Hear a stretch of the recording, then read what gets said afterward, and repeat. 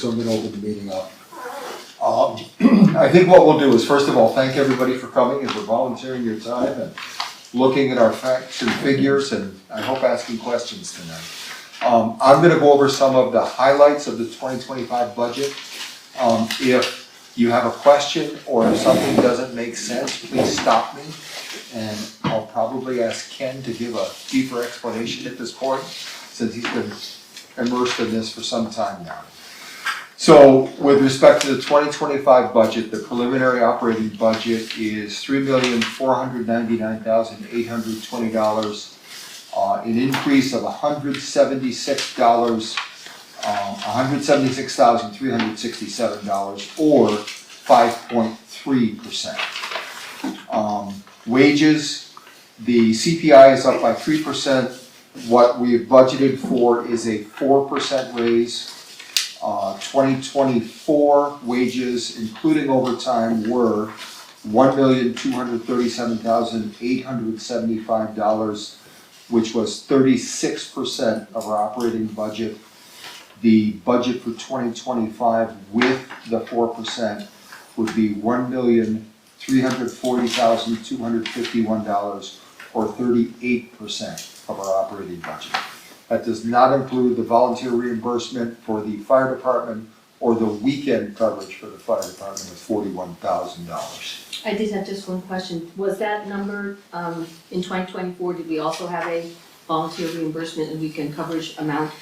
Does this statement appear for? That did not, the 24 wage line that's on here. Yeah. Did not include that volunteer or weekend. Okay. Yeah.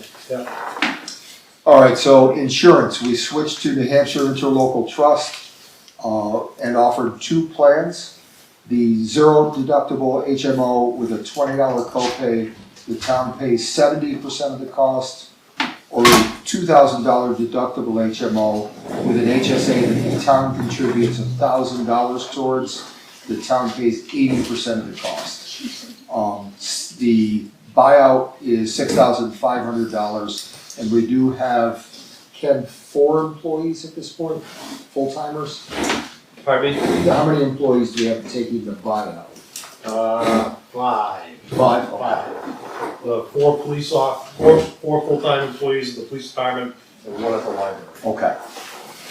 So the cost savings by switching to this plan in 2024 equals $37,312.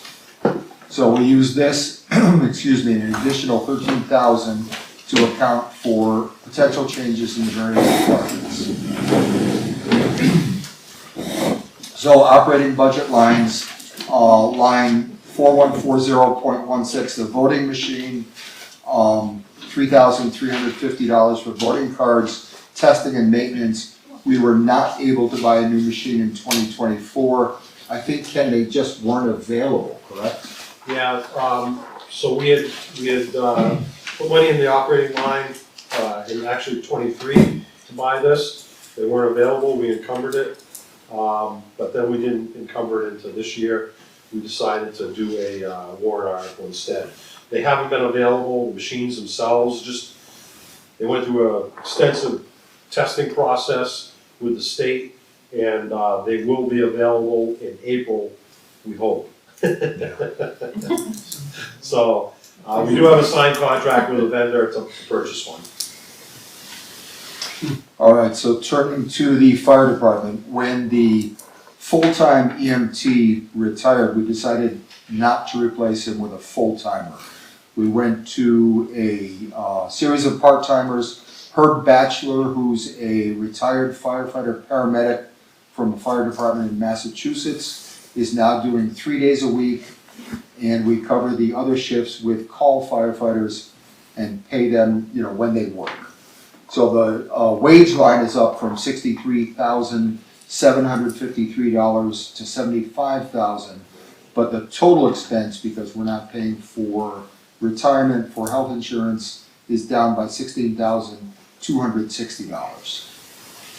Pennacook Rescue is up 11.4% to $185,122. And I'll note that Chief Sean Brechtel is here from Pennacook Rescue. Their operating budget is up from $539,623 to $650,000. There's been a great deal of back and forth between us and some other towns with Merrimack County. To try to make a long story short, at some point during COVID, Merrimack County stopped paying a commercial ambulance to transport out of the nursing home and the jail. That shifted the burden and the cost to us and the other towns. So Sean, how much did your call volume increase when they did that? Let's see. Couple hundred calls a year? No, just before COVID, so in 2019, we were doing 2018, we were doing 392 calls in the town of Boston. 19 went to 438, 2020, 473, 490, 504. We actually went down in 23 to 483, but we're up significantly this year to over 800. Okay. I've mentioned the other towns that we're involved with. Bosquen and Salisbury. Salisbury are also involved. Thank you for reminding me of that. So, as a result of the meetings, Merrimack County has agreed to a one-time payment of $50,000. $50,000. And we'll see what the future holds. Certainly, we intend to keep talking with the Merrimack County. We want the county to cover what we feel is their fair share. So, Is it one time a year? it's literally a one-time Just one. only. Gotcha. So that's why we're gonna keep talking. Mhm. And Ken, I think we feel as though we have at least a sympathetic ear at the county that's willing to talk with us and sort of understands why we're asking for what we're asking for. So, Yeah, the call, the Pennant Rescue bases there, the subsidies that the towns provide on population. But if you look at the call volume, it skews things quite a bit. So we had several meetings with Pennant Rescue, the county, Salisbury, Bosquen, all involved, and we're back and forth. And the county is actually accounting for approximately 30% of the total call volume for Pennant Rescue. So again, after all these meetings, the county was, we were kind of surprised. Was kind enough to, County said, all of a sudden we got an email saying, hey, the commissioners decided that they had $50,000 they were gonna send to Pennant Rescue for this year. Like, wow, great. So, but we are gonna There was continue. a handful of meetings that yeah, we Yeah. didn't, it was just me, but. Yeah, I'm sure, Sean, I'm sure. thank you. Anyway, again, that was a one-time payment, so we'll see what happens. Sean, you wanna just talk real quick about your operating costs versus your capital improvement, Sure. how that works? The short version is the money we ask from the 3 towns that we provide service to is to offset payroll. And we use the billing, when we transport a patient, we bill them, and we use that income for our capital reserve, because we're a nonprofit entity that's not associated, so we don't have capital reserve funds that we put away for. So that's how we use that. Over the last 3 years, we have been using our billing revenue to offset our payroll. And this year, we're gonna use a fair amount. We understand everybody's taxes are going through the roof, everybody's budgets are going high. You guys had something with the school, correct, that wasn't anticipated. So I know 2 of the 3 towns used their unassigned fund balance to try and offset that. That being, we're trying to be good neighbors, we're trying to be good partners. Our payroll alone is over $700,000, and we're only asking for $650 from the 3 towns.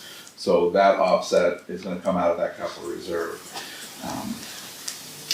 As Ken said, as we met with all the towns, we started this almost a year ago as I just wanted to give you the heads up, our call volume is increasing, we may need to staff another ambulance. How are we going to fund that, and what would you guys like to do as a collective 3 towns, which snowballed into multiple other meetings. We still haven't really answered the how we're gonna fund the second ambulance part, because quite honestly, funding one ambulance 24/7, 365 is expensive enough. So our total operating budget is over $1 million, and quite honestly, I guess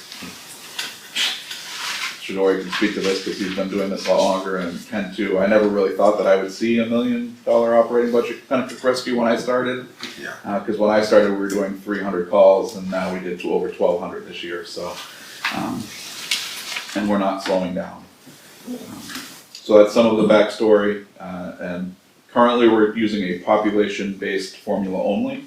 There was some talk from another town that felt they were paying too much, so they wanted to do a population and call volume and kind of change that formula a little bit. As we spoke to all the parties that were involved, essentially we were trying to, I say we somewhat tongue-in-cheek, the towns were trying to get the county to participate in the funding, and if we did it with population and call volume, their number went way above 6 figures. We didn't think that was going to be achievable. We didn't think that they were going to be able to give that without going out to RFP and then opening up a whole other can of worms. So everybody in the room agreed to go with this population base, which brought their number down, but brought their number down where they could issue a grant sale. I believe they used ARPA funds through that they had to disperse. So that, because it was population vote, we removed that number, which I believe is. Oh, my computer locked, of course. Excuse me, sorry. So that took 640 people out of Bosquen population, and we shifted that to the county complex. So as a whole, the numbers stay the same. Specifically, Bosquen ended up getting that $50,000 moved out of theirs. They pay the most, obviously. They have the highest population. They also have the highest call volume. Their number this year was $305,000. Any questions on that? Comments? You just mentioned that they were using ARPA funds from the county, so what happens when those are gone? Do we look at a spike? Do you look at another, 26?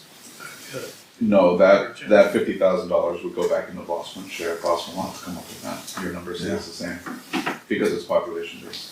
Yeah, all the ARPA funds expire at the end of this year, or they're actually expired.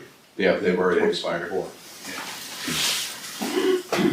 All right, and certainly just speaking as a first responder here in town, Pentecook Rescue does an excellent job. I think that, they're a bargain really for what we get. If you start investigating other services, commercial or even other neighboring municipal services, I think we're doing very well for what we're paying, so. All right, that brings us to the highway department. So as I think some of you are aware, we got a ARPA grant in the amount of around $250,000. I think, Ken, it's a little over that? Yes. Yeah. And we really struggled with finding contractors to do work for us, because apparently everybody's got more than enough work. So what we decided to do was commit the funds to R.D. Edmonds for material, and then we'll have town employees perform the work next year, or this year. Okay, remember it's 2025. So that the ARPA funds had to be committed by the end of 2024, and we've done that. So let's see. Can I just ask a question? Please. What does that mean, dirt roads? We're gonna buy gravel or tar or what do we buy? Gravel, we're gonna put we're gonna try, our dirt roads haven't seen any significant amount of material added to them over the last 20 plus years. And there's studies that show that in the summer, you lose a ton of material through dust per mile every 3 days or something, depending on the travel. And So anyway, if you drive around town and you look at our dirt roads, you can tell just from the surrounding terrain that they have dropped. In some places, the grader can't grade the roads because they're right on ledge. So the thought was to add some material. The road agent came over with 4 or 5 roads that are priorities and that are the worst shape, and they're gonna haul in. Edmonds is gonna truck in a bunch of material, and our new road grader is gonna spread it and hopefully build those roads back up so that they can maintain them better. All you have to do is look at my car. It used to be red, now it's all tan. What was the cap on that, Ken? They said the price, if their price went up, it wouldn't go up any further than. Correct, they gave us a cap, if we do it by July, which that's the plan, is do it by July this year, the cost increase wouldn't go up more than 15%. Are they trying this period? Yes, Oh, okay. that's the material and the trucking. Okay. All right, moving on, Ken, I don't know if you wanna say anything, increase in both healthcare and retirement costs. Yeah. And we've got 2 full-time vacancies still at this point, right? Yeah, we budgeted, the budget that you have in front of you only shows the healthcare for those 2 employees. So, we have 2 vacancies.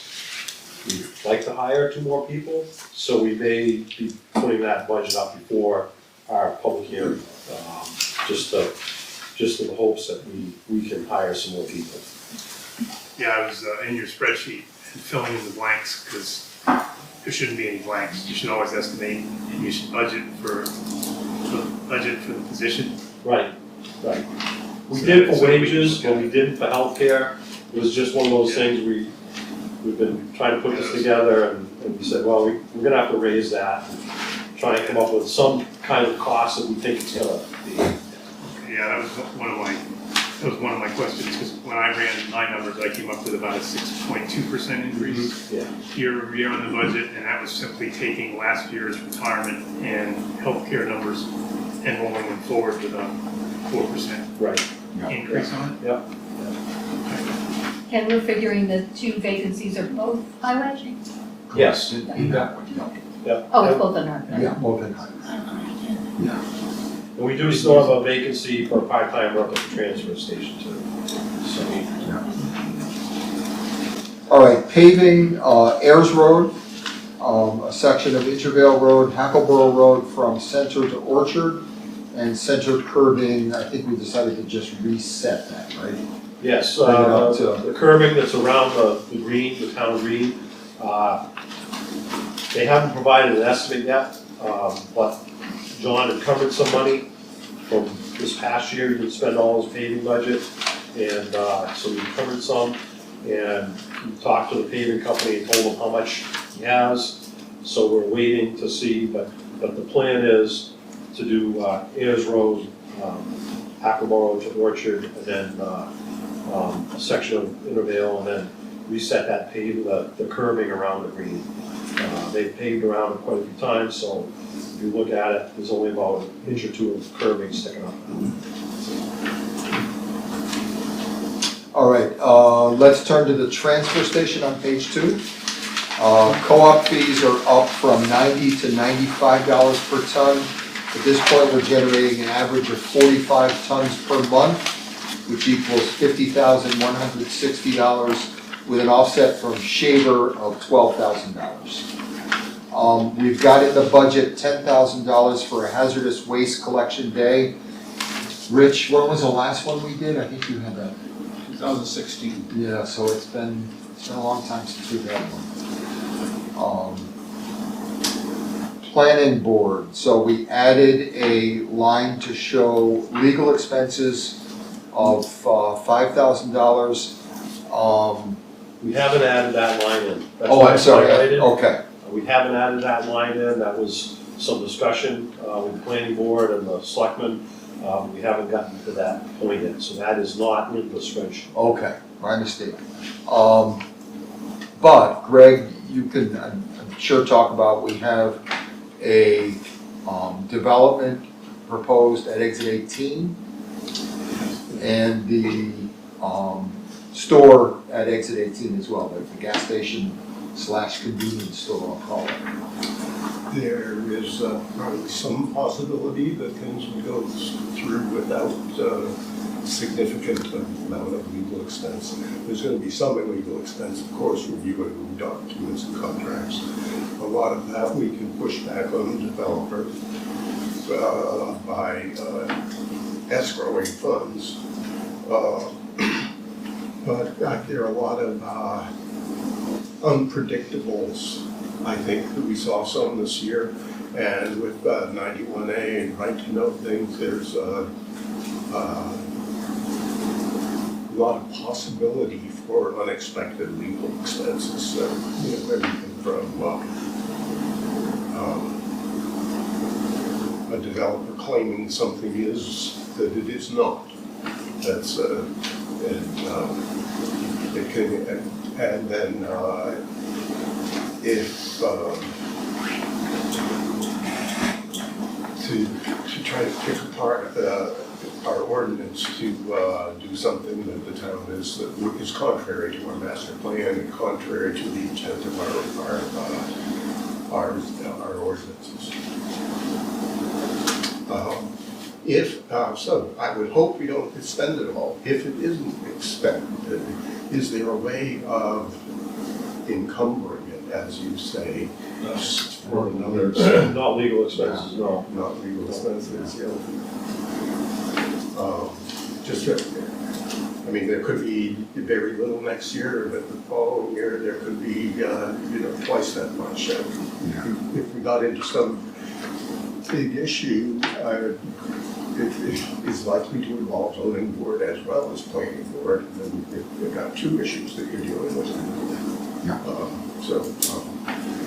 I think the town did a very wise thing in hiring a land use administrator part-time to help manage some of these things, because a lot of it is mandated timelines, and if we miss a timeline for an approval or a meeting scheduling, it puts us in a bad place in terms of denying something that the town doesn't want.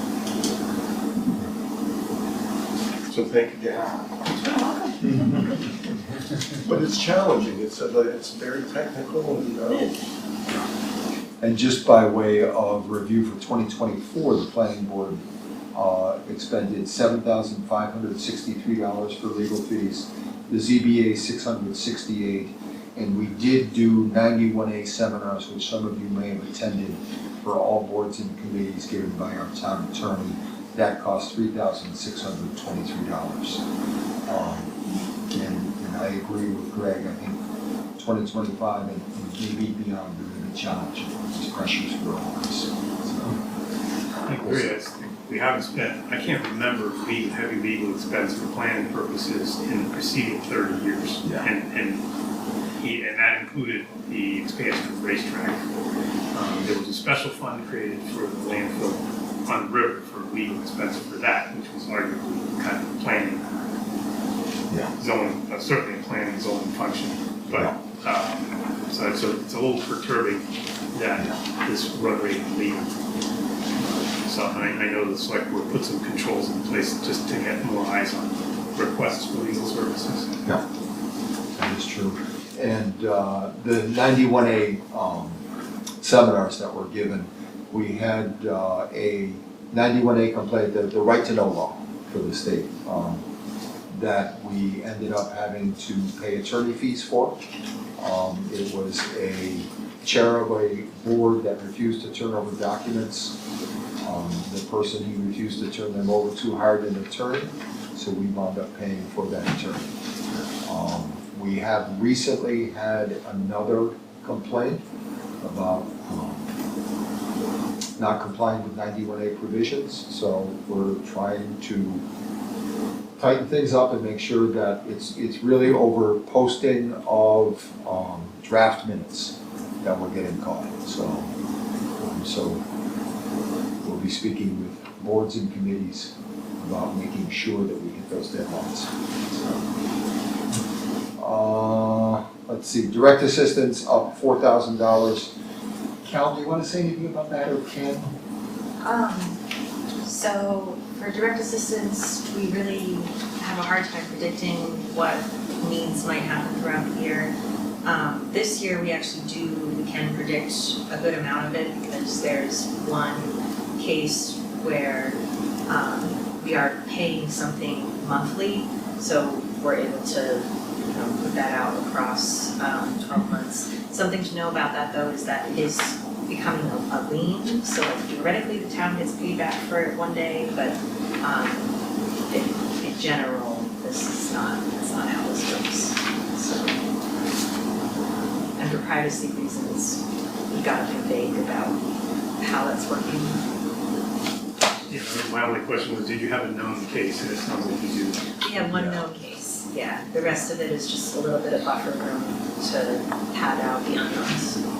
And I have a related question that the line item in the budget, line 442, seems to be up 12,000, not 4,000.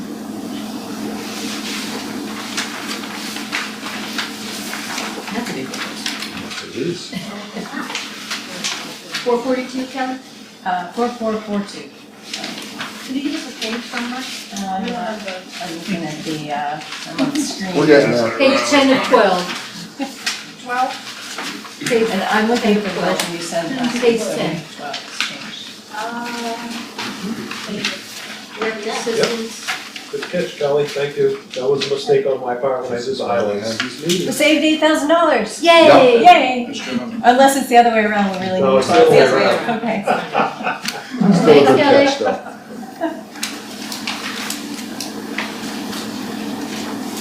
All right, so next is library. Wages up 4%. Trustees are funding $9,000 in wages again this year. Jan, do we want to talk about your letter at this point? I know no one's here from the library, but let's talk anyway, because I know you sent a letter to us and the Yep. library trustees. Yep, I had concerns because of our last meeting about bringing up a part-time employee to a full-time employee for the purpose of healthcare.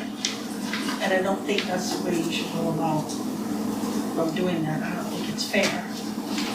I don't think the library needs 3 full-time employees, the town runs on 8 part-time employees. I just had concerns on how it was handled. Where did you see, I went back through the minutes and I didn't see that they said they were funding that position or wanting to increase it specifically to give that person health care. It was said by somebody in the meeting, I don't know who it was. Was it when the budget committee came to the select board meeting? Okay, thank you. Yeah, so I just had concerns that that's not the way, if you're gonna give someone insurance, that's not the way to do it. And I would like to know that, with health insurance, the cost of each plan, because you guys didn't give us that information. Ken, do we have that? I can, Yeah, I've got my spreadsheet. Okay. Because I got this spreadsheet. Yeah. But I don't understand it.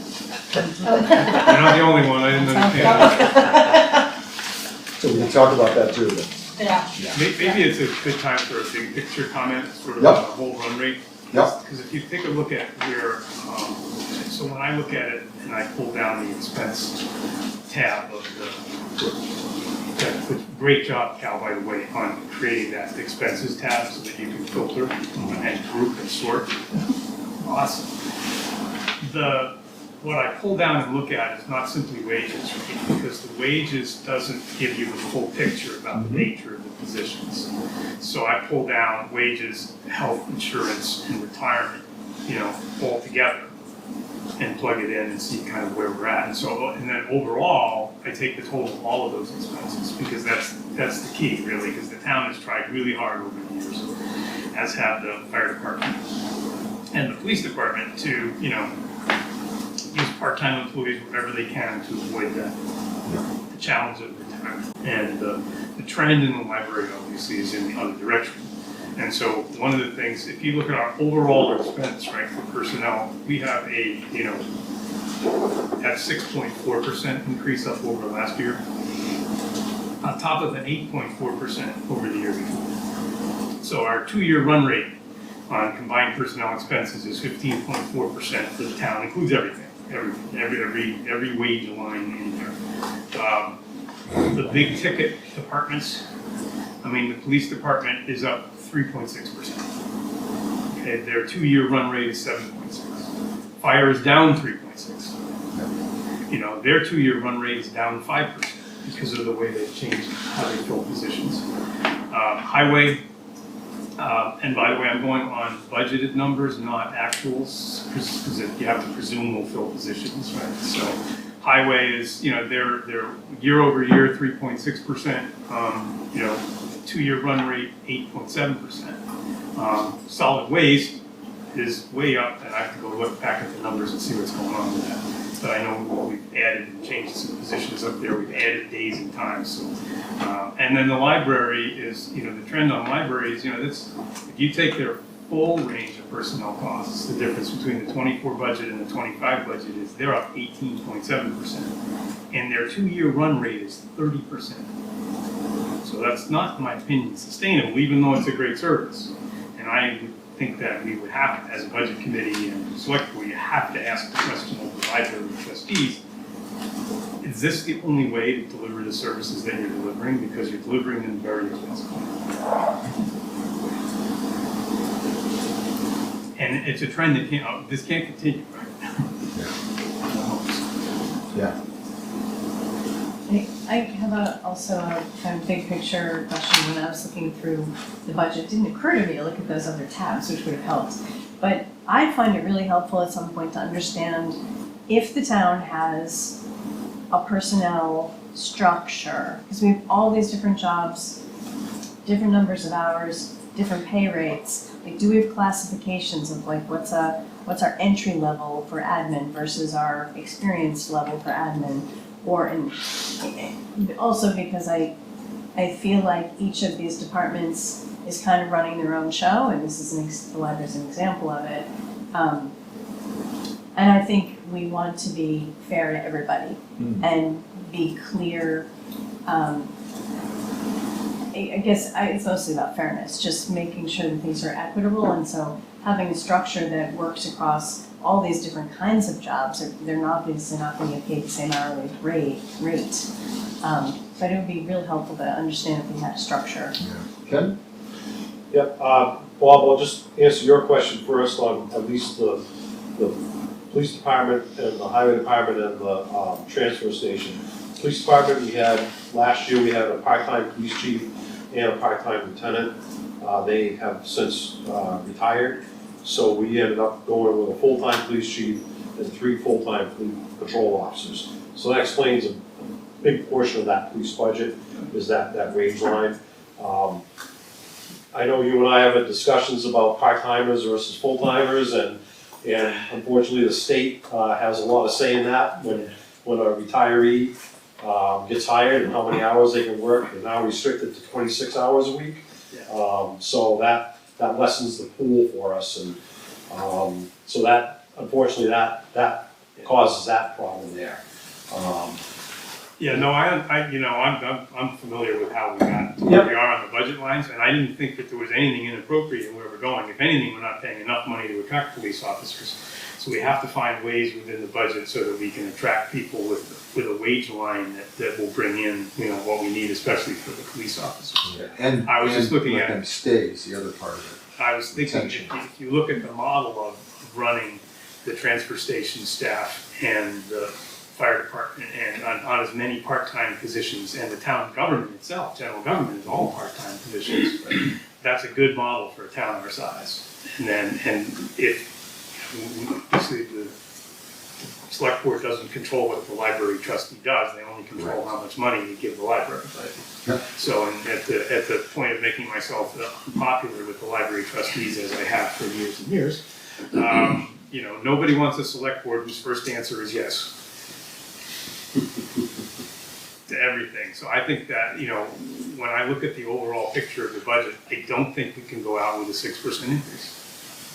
I think there have to be some hard calls made on how to reel that back in. You know, I got, as many of you know, we're on the school district budget committee together, and there's been a lot of effort made on the part of the school district knowing that the tax rate spiked on schools and the revenue picture changed to try to reel them in.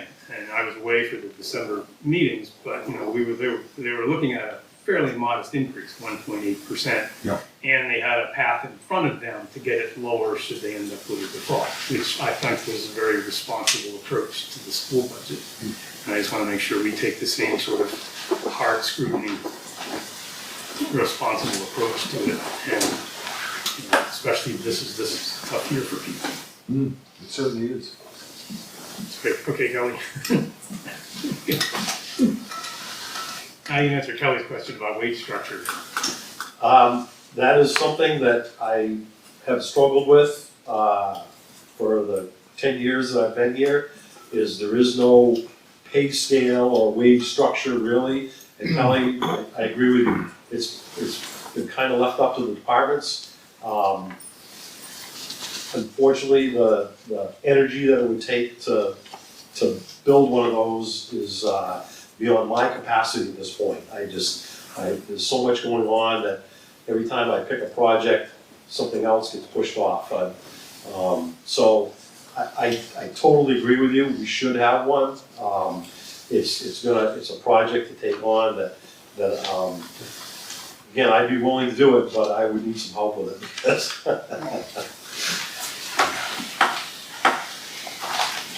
We'd have to assess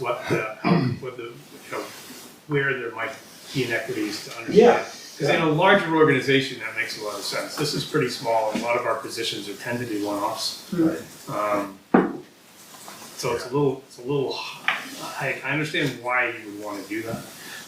Everybody always knows what everybody else makes anyway. So as soon as you decide that you're going to give either retention bonuses or other, sign-on bonuses for new staff, then the old staff goes, hey, what about me? So it kind of sort of all rocks together. Yeah, and that, as I said just a few minutes ago, for us, the problem has been not just hiring. That's been a big enough problem this year, but it's keeping people as well. And as you all know, I think we had several people leave the highway department that we have not yet been able to replace, and I think it's been 8 months, Kim? So, we have a real problem. We've been lucky this year with winter, and we have some part-timers, and we had one contract person who is no longer under contract to plow our snow, but we have 5 snow routes, and I think 4 people at this point. So everybody's working harder. But how do we keep people if we don't pay them accordingly? And that's the struggle. So, and as we look at this budget, looking for places to cut other than wages, I think that's what we've got to do. So. All right, why don't we finish up warrant articles? So this is the last year of the Gold Star bond, $35,874, and we'll be done with that. We paid it for 20 years? Yeah, this is it. It's been around for a while, right? You're pretty old. Yep. Capital reserves, $93,000, the removed grader, $30,000, added the transfer station, and I think we'll probably have a talk about the transfer station in a little bit. The voting machine, as we mentioned earlier, $7,000, except Sam Lake Trust Fund distributions. A petition warrant article, where is that warrant article for the Packer truck? I have that. Okay. Give me a copy of it. Very good. It's a petition warrant article asking to replace the Packer truck, was for $60,000. So, I have a question, not that I've been really involved with much of this for a while, but if you're gonna put an electric packer that's gonna be stationed at the transfer station, does it need 3-phase power? Bingo. Got it in one. Yep. And there is no 3-phase power, Correct. unless you pay to get it up there from the library. You know? Yes, and the last estimate from Unitil was over $100,000. Right, so it should be 160,000. Yes, it should. What about trucking this trash out once it's compacted? Right, Yeah. so you haul it in a dump truck after that, if you make bales or chunks or? So I think the premise of this one was to replace it with a, Rich is on the solid waste committee, he might have a little more insight. This did not come from the solid waste committee. Right. This came from an individual that had this petition. But I think I guess the plan was to replace it with a compactor like you'd see outside of a big grocery store or something, where you have a roll-off come in, hooks to it, compacts it, and then you have a truck picks up the roll-off. Contract to haul it. Haul it, yeah. All of which costs more money. Unfortunately, I don't think $60,000 would come close to what you would need. You need 2 containers, because when one gets filled, you gotta put the other one back, put one back in there to accept it.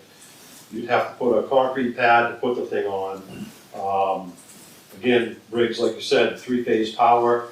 We're running the baler, the new baler up there with a variable speed drive that replaces, that's instead of 3-phase power. But Unitil, even though we upgraded the entrance, Unitil, when we talked to them about adding a compactor, electric compactor, they didn't feel there was enough power, even with the upgraded, to use a variable speed drive for that. Right, because you can kind of cheat if you don't need too big a motor. Right, but it would require too big of a motor.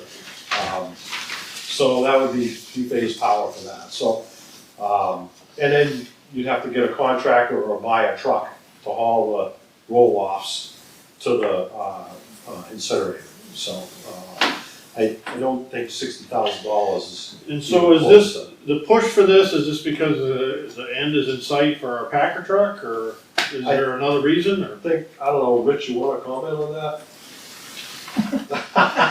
Sorry to put you on the spot. It's not supported by the solid waste committee. This is entirely, Understood that, but I didn't know what the push was, I mean. the push was for the idling diesel truck. I think that was the biggest concern from the people that brought this forward, was they're concerned for a couple of things. The truck sits there and idles all day, uses fuel, and then emits fumes, and, I mean, you know, it's a debatable issue, but I think that was their premise. And it's a petition warrant article, it's been signed by enough people. Yeah, all right. We've confirmed that they're voters, so it is gonna be placed on the warrant, and my guess is that they will stand up at town meeting and discuss it. Thank you. What happens if they get it and it's less money to? It's just a way to run it, so they can really spend it. If they get it, you're gonna end up using the packer truck anyway, because they're never gonna make it work. Yeah, it's even, if the warrant article were to pass, the select board would have 2 choices, right? You raise the money through taxation and encumber it while you raised another warrant article, in a following year to make up the difference. Or you simply don't even do it, you don't raise it. Yeah. It deserves, it'll get a good discussion at town meeting. Yep. They can raise it at town meeting too, then, couldn't they? Yeah, yes and no. There are limits to that. Limits to that, because you haven't warranted people that, hey, it's not the $60,000 item, it's 120. So it's not like you can just double. 120 plus. You You need a separate hearing. need, yes, so no, I don't think they can do it. Yeah. And I don't think it'd be that much, doubling it. There are some holes in his estimates, but it's not double. And the other thing is that it will not be able to be installed where the packer truck is now. You'd have to go outside because of breaking into the surface or getting close to the landfill. So that's a red flag there. When would you put? That's It's the gotta thing. go outside. Yeah, but I mean, you don't have that much area that you can. Has this person come to the solid waste committee and presented this? And No, he's a member of the solid waste committee. So he must understand that he can't operate because we don't have three-phase. What do you think? I don't know. I have no idea who these people are. I've done my best to dissuade him. And Committed environment. You'll find out at town meeting. Yeah, go to town it meeting. was done completely on his own, there was no discussion. Burn the coal and go, to make the electricity. There was discussion after the fact, once we found out that he did do it, and we tried to delve into it, we tried to dissuade him, and he, after we did that, he brought it to Ken and says, here's my petition article. So it fell into deaf ears. What's with democracy?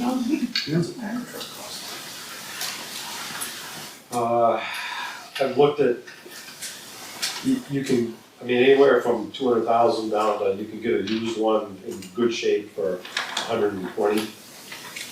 Do we have electric packer trucks? They're testing one in Phoenix, Arizona at this time. That was through, I did a little quick research, and I found where Phoenix, Arizona is testing one that a local manufacturer put together, and they're trying to see if it, what they can get out of it. It probably works better in Phoenix than it does in Canterbury. It probably does, yeah. I think On the a day other, like today. yeah, the other thing, and I'm sure the solid waste committee is looking at it as well, is, long-term investment in the transportation of our trash. I mean, the packer truck has worked for us over the years because the incinerator is 6 miles away. Right? If for some reason that facility were to close and we needed a much longer distance transportation, then it would be an entirely different piece of equipment. And at that point, the compactor would probably become the more viable solution. Compactor and a roll-off for transport. So, But we're not there yet. further down the line is, that Rich is here to talk about a warrant article. Well, we kind of went back and forth on the transfer station. We do have a capital reserve account for the transfer station. It was established in 1985. Was the insurance money from when it burned down? No, it was when, the landfill was still being used, and it was to build a transfer station. And they took money out when they built it. There's still $6,000 left in that account. It's been sitting there collecting interest. The solid waste committee has a proposal to start a study to see about building a transfer station somewhere else. And I guess, I don't know, Scott, now's a good time, if you wanna have Rich go through it. Let's, no. Floor is yours, sir. I've been to the select board twice, once in December, once in January, and I was there the first time for 45 minutes, and the last time was yesterday, it was another half hour. So I'm not gonna be able to explain probably all the questions that this is going to initiate, but basically what's happening is the solid waste committee for the last couple of years have struggled with a lot of different issues in trying to address the issues at the transfer station. And we are just chasing our tails. We just come back around and it's like, we can't do this because of that. And okay, we can't do this because of that. What it boils down to is that's an uncapped landfill. And it's, we can't break the surface of the dirt, we can't provide for storage. That's why the paper's going into the packer truck now, because there's no room to store any of the stuff that we can hang on to until the market for the recyclables. It's not that they're not buying paper, it's just when all our recyclables, we gotta send in a full load. And you get a penalty is applied to that load if you go down with a partial load. So it doesn't make it economically feasible to run partial loads down. So you have to have a place to store it. We have no storage at the transfer station. Again, I presented a detailed plan last night as to the timeline of everything. And it dawned on me in talking with them last night at the meeting that there was that $6,000 in a capital reserve that's hanging in there. And I just noticed that it's up, with the interest, it's up to $6,900. So I was coming forward with a request for a capital reserve account. And basically it, in a very minimal amount. I realize that the taxes hurt this year, that there's a lot of, the budget's up 5.5%, and I can sympathize with that. But what we're looking for is a symbolic token, I guess, so to speak, to get the committee working towards moving. And a long story short, what we're looking is to move away from this site, because eventually we're gonna have to cap it. There's no pressure for us to cap it. The water wells are fine. There's no issues with anything. It's just mainly storage and being able to move around and function efficiently up there. Eventually we're gonna have to move. There's no money from the state to cap anything yet, so I don't think that even if we did leave and abandon it, it's not gonna be, I don't think there's any pressure to have to cap it. What we're looking at is a new site that's modeled at some of these other transfer stations around the state, that's a little bit more open, multiple lanes, a weigh scale to drive on. Right now, the big issue, we don't know how much, we don't know what the numbers are, the construction and demolition waste. We're charging the citizens by volume. It looks like about half a pickup truck load. But we're paying by ton. So the volume is very deceptive in terms of how much that stuff actually weighs, and we're the citizens are subsidizing the construction waste. We're sure that it's not even close. So What were that's the one of numbers that you had for the town that put in their scale? Was it Gilmanton who put in the scale? It was Guilford, recently, I think it was within, I don't know the exact, it was within the last 5 years. They invested $40,000 in a drive-on scale, a drive-on weighing scale. In the first year alone, they made $80,000. So they got their $40,000 back and $40,000 in unrealized charges that they weren't receiving in the past. Guilford's obviously is a bigger community than what we are, but it's just a tip of the iceberg.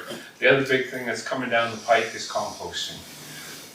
Right now, effective the first of this year, and we're nowhere near there yet, but it's coming down the pike. But any business, restaurant, or facility, and I'm not sure if the school falls into it, but I wouldn't be surprised if any place that generates 1 ton of food waste per week must compost it.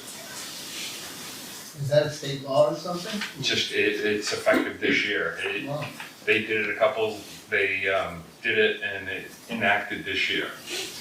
But to clarify, where that's not a municipality generating 1 ton, it's if you have one business in that That's municipality. correct, one single business. Okay, that Correct. business has to- One entity Okay. 1 ton. that generates 1 ton of food waste a week must compost it. So we've been digging around with this for a while on the committee. There's federal studies, there's state studies, all kinds of studies. 25% of our tipping fees is food waste. So if we can remove that food waste out of our waste stream, we can save 25% on our tipping fees right off the top. We don't have a place to compost where we're at now. This is just a whole bunch of different issues. So I'll stop talking about all that stuff. Hopefully I've given you enough information about that. What we're looking, we have a phased approach. We want to ask for a minimal capital reserve this year I had outlined next year, number one is getting people involved in this type of project, citizens in town that want to do this. Doing a campaign, informational campaign for the public, the address concerns. Look for a piece of property. Ideally, we're looking out exit 18 somewhere. I've, just real quick, I've looked at 5 different pieces of property out there that would suit our needs.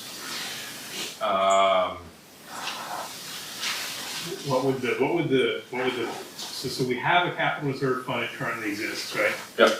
So it all comes down to what was the description of it? Yep. Right, so what could it be used for? So- And does it make sense if you wanted to think about the future and use this for analytics purposes? I'd like to use a new one, create a new account. So in other words, after last night, it would make more sense to do 2 warrants.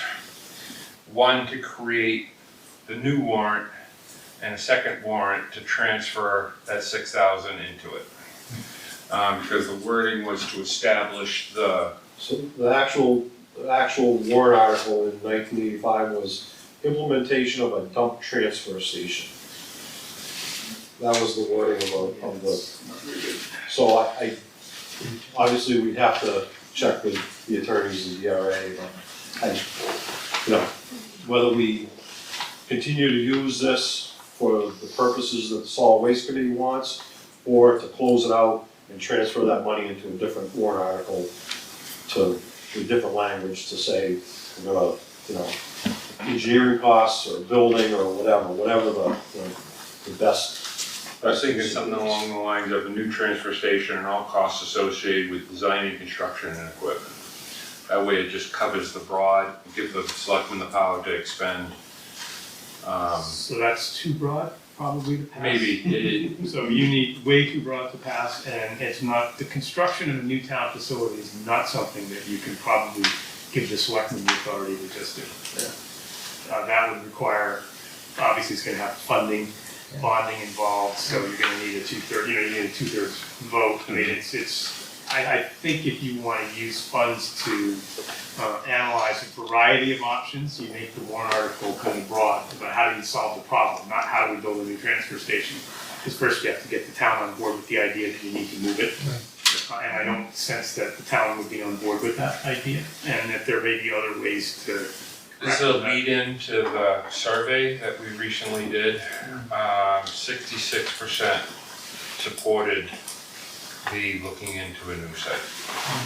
Question number 5 on the survey, the last question, was 60 something%. But I see what you're saying that the warrant should be for the, not necessarily the end result of building it, you're saying it should be more for the starting result of Yeah, if you wanted to examine, because if you're gonna do engineering studies and you're gonna do a survey and things at the existing transfer station to see what the feasible options are that go beyond what we have done in the past with Aries engineering, because there is room there. Or explore the other options, and you need to hire professional services, that has to be something that the select board, our agents do spend. Yeah, there is. And I don't know that the problem with that is, does it meet the definition of DRA of a capital reserve? Or do you just need to do a budget line item that says, we're gonna do an engineering study, and we have some estimates, and we know what that engineering study looks like. The other thing to consider is that's a dual-use facility, that's not just a transfer station. Right. There isn't room there, Bob. The site, the footprint that the transfer station is using, probably a little less than 2 acres, and a majority of what's dedicated to the transfer station is over the landfill. So we can't break the surface of the ground. You can't break it over the landfill, you can break it where the bill, I remember the surveys and stuff, without getting into the nitty gritty, the other survey says, hey, move the salt shed in the highway department operations to here. That salt shed's not exactly long for the road. Yeah, although I'm not sure we have room in the footprint here. I don't know, but that's one of the questions you have to ask. It's really tight here, especially in the back. Anyway, I'm not saying that's the right answer or the wrong answer, but if you're gonna explore your options, then I think you have, that's a different warrant article than raising funds to eventually build something. We have explored the options, so that's why we came to the select board at this time, because we've been 2 years trying to explore the options, and trying to problem solve and trying to come up with solutions. And we just feel, okay, we've got a lot of answers that, and I'm trying not to take up a lot of time and derail your committee meeting here, but what we're asking for is based on what is a carryover. Where it says 5,000, we're looking for 3,035 to bump that up to a grand total of 10 grand. And that'll get us started. And we'll go through the process of seeking sites, looking for, coming back to the town. I think that might be where, who actually crafts the warrant or puts a line item in. Again, if, in the past 2 years, you've looked at all kinds of options, what kind of money have you spent in those 2 years on engineering? None.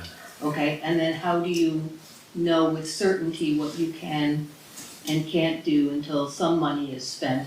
And do we spend that money first, a lower amount before we just, I mean, again, not saying Well, that, it's just like- not saying that not moving isn't a good idea, but to get a better picture of what that move might cost, because while a lot of people said, yeah, we want to spend money to find out if it's a good idea to move it, nobody's saying, yeah, it's a great idea to spend $2 million on a new transfer station. They may think it's a great idea to explore it until they hear the final number. And then, you know, maybe like building a new library or building this municipal center, it's gonna be a bigger exploration. Not saying it's not a good idea, but I'm not sure it's a one-off. Well, we went to the select board and we gave you guys a PowerPoint presentation. Yeah. That was very detailed, very involved. Tried to address as many different questions and options as we could think of at the time. A lot of the problems that we ran into and what we did to try to solve them. Mm-hmm. And we gave you all that information, and that's why we're at where we're at now. But all that information didn't necessarily have a hard line number attached to it, where I think we're gonna have to spend money to figure out what it's going to cost, which we haven't done yet. Correct me if I'm wrong. Well, Once you need And the, a phase 2 of figuring out where you've done phase 1 and you're looking for phase 2 to further explore that's basically Yeah. what we're. explore in more detail. Does the select board accept the conclusions of phase 1, that this is the only option, or what are we solving for? You know, I think you have to look at the end quote. Yes, we love a state-of-the-art recycling facility. Do we really need one? Right. And that's, you know, I'm not opposed to doing studies, but I'm opposed to studies that have a lead-in outcome. Correct. Well, I think And that's that's why what I I'm think the saying. survey idea is, those surveys, we've taken them over the years many times. They tend to self-select. None of the people who don't use the transfer station don't answer the survey anyway, but they sure do show up at the town meeting to vote when you want to spend money. And it's rightfully so. And so I think that I would put limited amount I would put limited store in what that survey said. Only because it's a very self-selective sort of audience. We sent out 1,030, we sent out 1,100 surveys, mailed one to every single house, every residence, every address in Canterbury. And we received just under 400 responses back.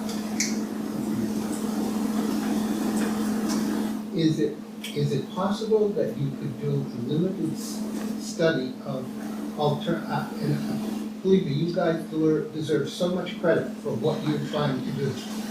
But could you, as Bob said, move things around to, like the sand and the salt and get rid of some of the buildings up there and use that space in a more efficient way to accomplish what you want to do? Have you already looked at that? Or is that something you could study with an amount of money to do that? No, we didn't, it's basically a non-starter for us. It's a non-starter there. Correct. The problem that's occurring up the dump now is that over the years, when we had an extra truckload of cans, somebody went and buried it over underneath the sand pile or somewhere else, so when you start digging, you turn up trash is what happens. Yeah. So, I mean, it is a limited site, it's not gonna get any bigger. I don't know how you shift things around. We don't have three-phase there, so that's, and we're not gonna put three-phase in there, I'm guessing. We have three-phase anywhere in town? Up to the center. Up to the center. Through the center and then up to Hatboro. Orchard.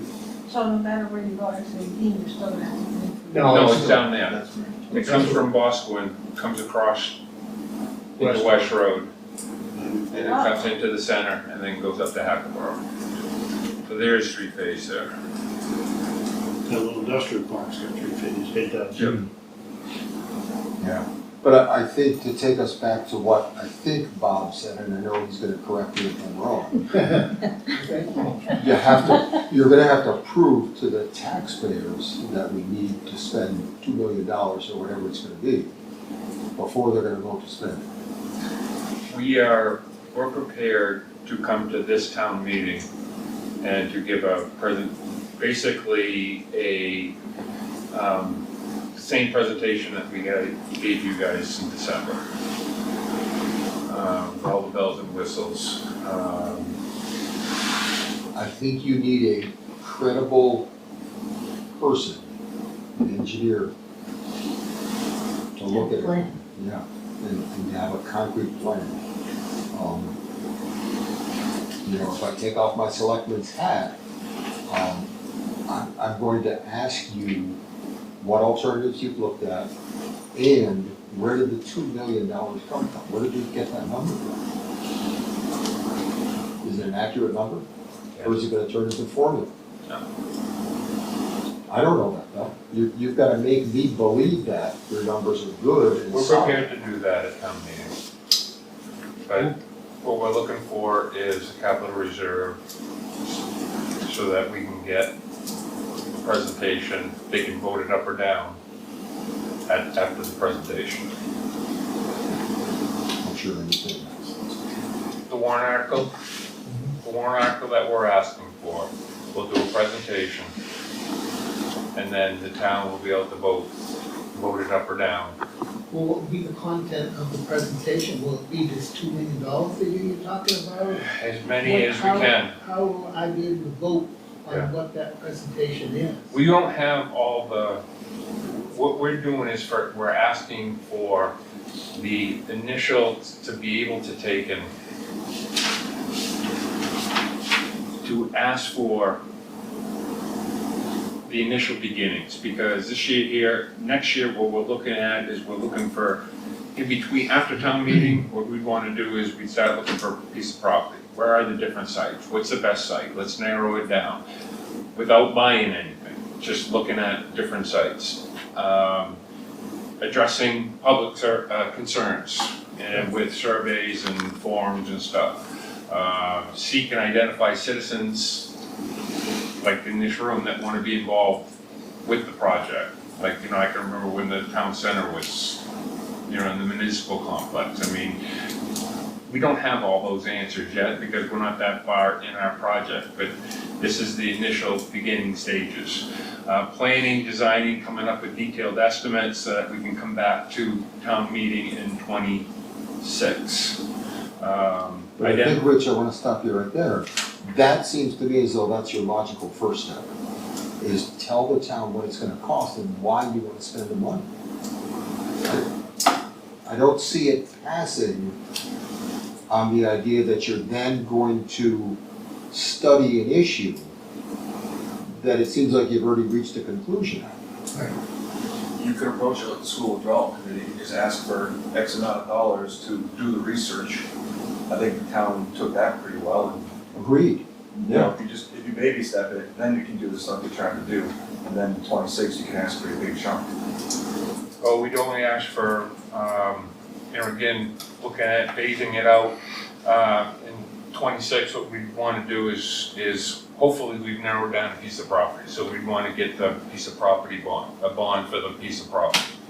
And town meeting '26. The challenge with that is, if you're going into this with the idea that the first step is a site search, then you've already come to the conclusion that you're moving the transfer station, and I don't think the town is along with it. I think that might be what Scott's driving. That is what I'm driving. I think what you do is the way Cal recommended, is take a warrant article to town meeting for a study, for amount of money, you know, a lot, whatever you, because you aren't gonna spend a lot, right, whatever it is. Or withdraw the money that's already in the old cap reserve, right? Because you don't need a capital reserve to do an engineering study, right? Because the capital reserve means that has to be specifically saving up for purposed to something. buy something, and we don't know what that is yet. What you want to do is the initial steps for your engineering. So I would go in with a non-capital reserve warrant article for a certain dollar amount that says this is to fund feasibility, engineering, and environmental studies of the old transfer station, and what's the town gonna do in the future, because here's our list of things that we know we need to solve. That's kind of the way I would try. And then get some engineering advice on, we want to do this, and this, and no, the engineer said you can do this, but not that. And then you get a sense of what we'd be buying, and it would just be better for you guys, I think, to come in with a study proposal than an action building proposal. And I'm afraid going for a piece of property, a priori, like that, is not a good idea. I think you should wait. We have firm numbers on the growth of trash every year. Do we have an estimate, a graph showing? Must not be too hard, because it's usually about a truckload. Well, we get the tipping fees, and it varies, but it's on average 40 tons a week. I can bring the tonnage up that we've done over the last 6 years. We're gonna do that. And we're deep in the weeds on this, but. Well, I mean, People need to know, I mean. right, this is a big number, you know. We need more volume, because we're getting so much volume that what we've got can't handle it.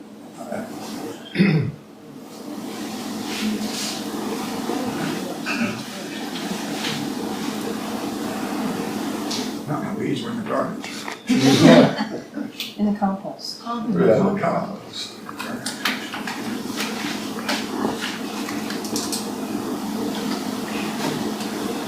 I think you guys are on the right track, I just think you need to change priorities as they play out. Yeah. Thank goodness you're doing it. Is there like a professional trash engineer, or is there a company that consults for town dumps that you guys do? Our answer is to bring it to New Hampshire.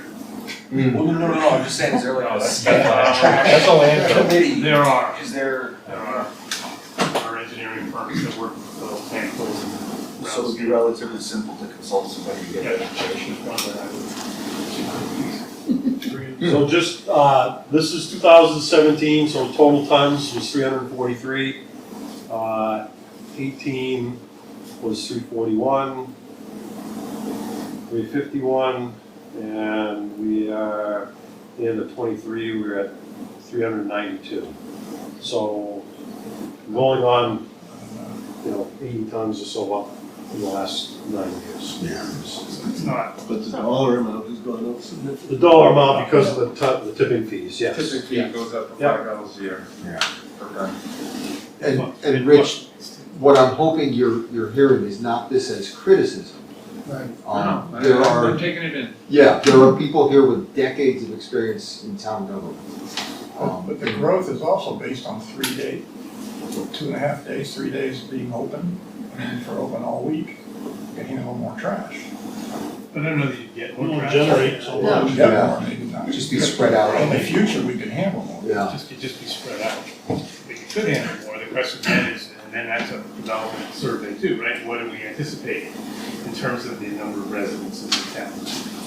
Right. You know, And you've got going forward, wages. and what percentage of those residences use the transfer station versus a private trash service? So you can forecast what the tonnage looks like, that helps you. That's gonna be one of the first questions when it comes to sizing the new facility, is what do you anticipate the tonnage, because you don't want, you're not, so that you can build it so that it's good, 50 years from now. Right.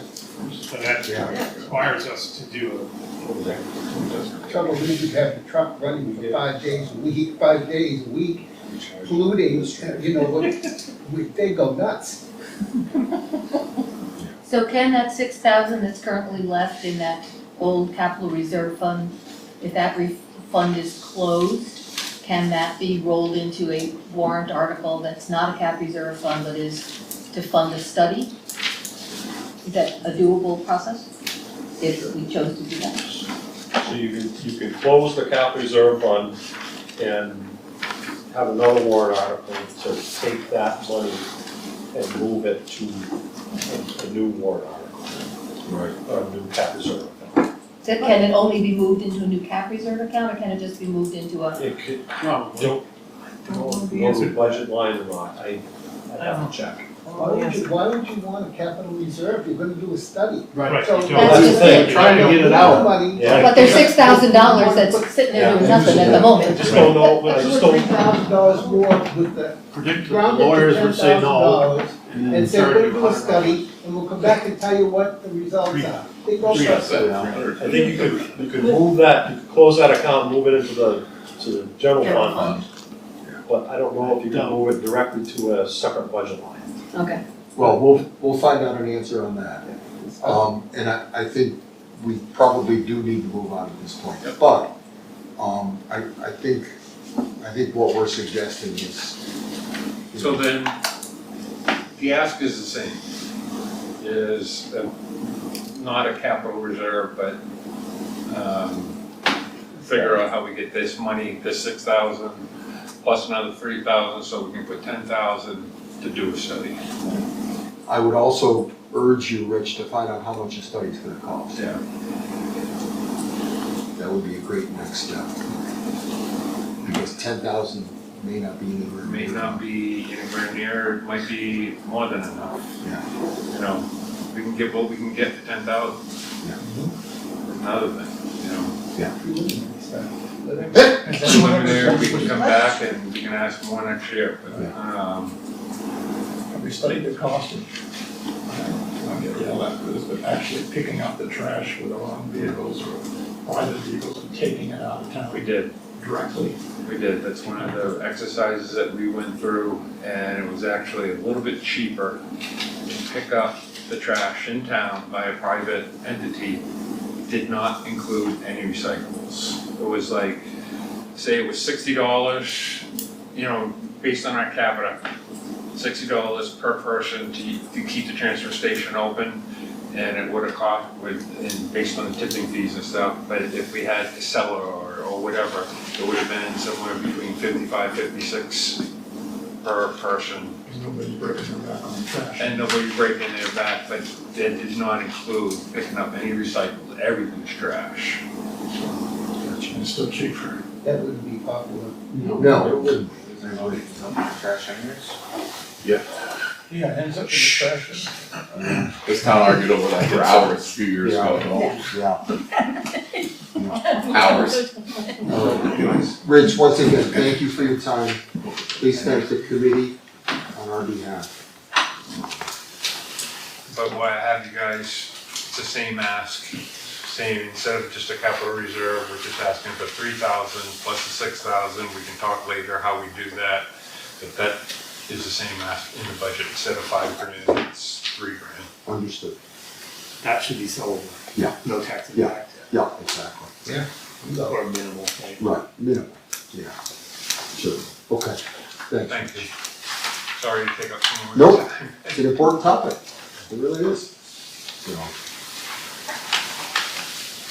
All right, I think we stopped oh yeah, so, I think the next item actually, and Ken, I'll let you speak about that, waste oil burner for the highway department.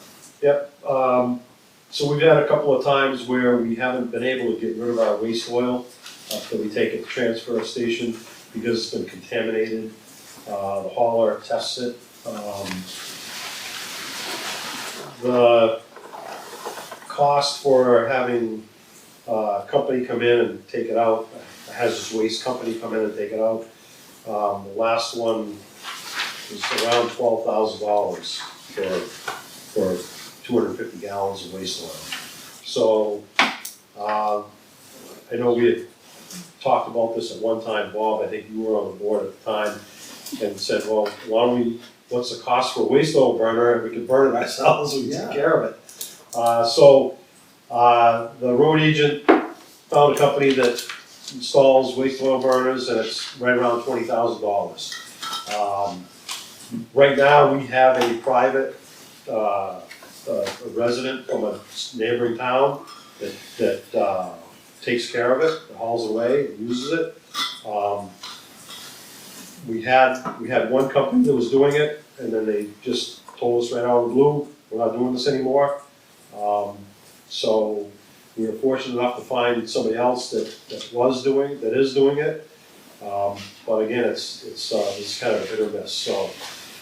This is one of those things where we looked at it and said, well, we'll present it to the budget committee and see what you say. The waste oil burner would be installed up here, would help with the heating costs of the high bay out there for the highway department, and that's what we use the waste oil. So there'd be a little payback, arguably, savings on the propane. Yep. And the oil is all, that's, residents could bring oil to, like they're currently bringing to the transfer station, or is that just re-burning oil from here? So we would burn any of the oil that's generated in this building with the highway department, fire department, police department, Right. and then whatever is generated at the transfer station. Oh, so we could accept our own oil? When we studied it the last time, didn't we have a problem transporting the oil from the transfer station to here, because you can only transport it like 55 gallons at a time, and we didn't have anything Correct. that could lift the 55-gallon drum. And if we try to do it in larger volume, you run afoul of the Yes, yeah. So we have the skid steer that has a set of forks on it, and that's what we would use to load the 55-gallon drums, the back of one of the highway trucks, and then transport it up here. It's late in the game, but I just wanted to throw out an idea. Yep. And you may have already thought of it, but my brain works on saving the town money. So for 20 grand, have you guys considered combined heat and power? It burns waste oil, but it also generates electricity. Didn't know they made those. So they're called CHP systems. They provide heat to the building, but while they're doing that, they also generate electricity. Tom, can you get some info to us? Yeah, I can get some info. 3-phase? Yeah. That would be the ideal solution. Generate I just three-phase. checked quickly, there are systems that are less than 20,000. They don't generate a ton of electricity, but, Great. I think, I don't know how the road agent, he just gave his kid, said, if you are interested, here's something that I found, and I was like, okay, great, I'll run it up a flag and see what the reaction was. The risk, So, got a risk factor, man, you spill one. Yep, and You're that, gonna make that occasional cleanup, the occasional Clean Harbors bill look cheap if you spill one in the ditch going up Tappas Road. and you probably have a pretty good handle on the waste oil you manufacture here, or Yes. the town's equipment, but Yeah. it seems to me that it would be a little less, there'd be a little more room for contaminated oil, just taking oil at the transfer station. yeah. And I don't know if there's any reasonable way to screen it or whatever to figure out. so they sell test kits, their test kits are limited to what they test. And Or how big a deal is someone, if you get oil that's contaminated with a little bit of antifreeze or something, is that gonna foul up the furnace, or what are the repercussions? yeah, and that's one of those questions that is out there. I don't know all the technical, about Yeah, for the combined heat and power, there's a separate, I'll just call it a combiner or splitter. It actually spins the oil, So it the mixes it up. impurities out, Oh, filters that out Interesting. before it goes in. Tom, is there So a centrifuge, waste yeah. tank then that generates waste of waste oil, if you will? Probably, but it's more probably solid. Okay. Yeah, no, didn't. I'm just picturing then what do we do with that? Fuel. Solid waste. Yeah, exactly. And we'd still be collecting fees, correct, at the transfer station, even if we're burning it here?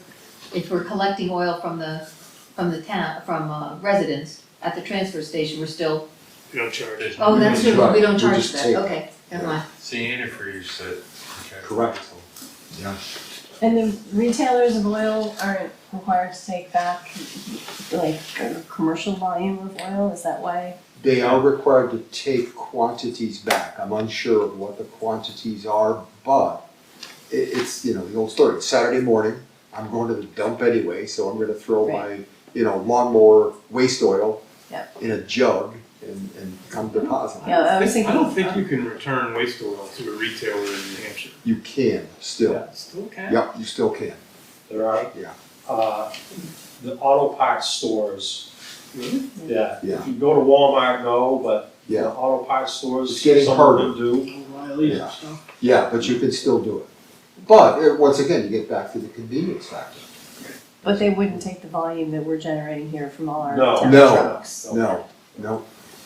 Unfortunately, that would So be this sweet if they would. 20,000 hasn't been added into the budget, correct? It This has is just not. for us to, None of these warrant Yeah. articles are Yeah. listed on the spreadsheet. Yeah. I think we need a lot more information about the House and Wise before we decided on it, Yeah. one way or the other. All right, so why don't we move on? Sam Lake Garage renovation. If anybody's looked closely at the garage lately, it's in pretty tough shape. Ken, can you talk about the estimates that we got?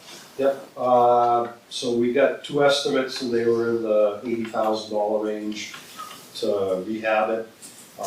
New roof, new siding, new windows, inside the purpose would be for long-term storage of files. So that would include, a mini split HVAC system, and insulation, drywall, finished inside, and, so that would be for that. It would be, again, long-term storage for files. Much needed. And I can't It is, remember, unfortunately. did that amount include anything on the possibility of lead abatement? Or was that something else we No. had to No, figure out in that? it did not. Okay. That would be separate if that was found. This is more of a debate, it's a storage area, so the codes are. Yeah, But there'll be it people would, working it on would, it would construction. depend on siding, what was being replaced for siding, putting the windows in, trim work. I think, you know, it depends on what level of work has to be done and what's found. What's the foundation now? Pardon me? It's coming. It's on a concrete foundation? Yeah, the building was jacked up, 4 years ago, 5 years ago, jacked up and put on a new foundations board. So Well, it's, that thing has been there for decades, and nothing has been done with it. So I think it'd be great to finish it and use it. instead of Not just- much tax impact, right, because we have cap reserve. yeah, we have, there's 69,000, well, the new figures for the cap reserves,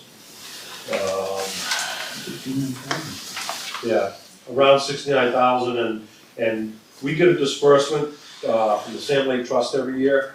Last year was $12,000. It's based on the, current interest rates and we're expecting, you know, between $10,000 and $12,000 this year in '25. It's So that- 72 now, Pardon me? 72 now. 72, yeah. So that would pretty much, there would be no tax impact to that project.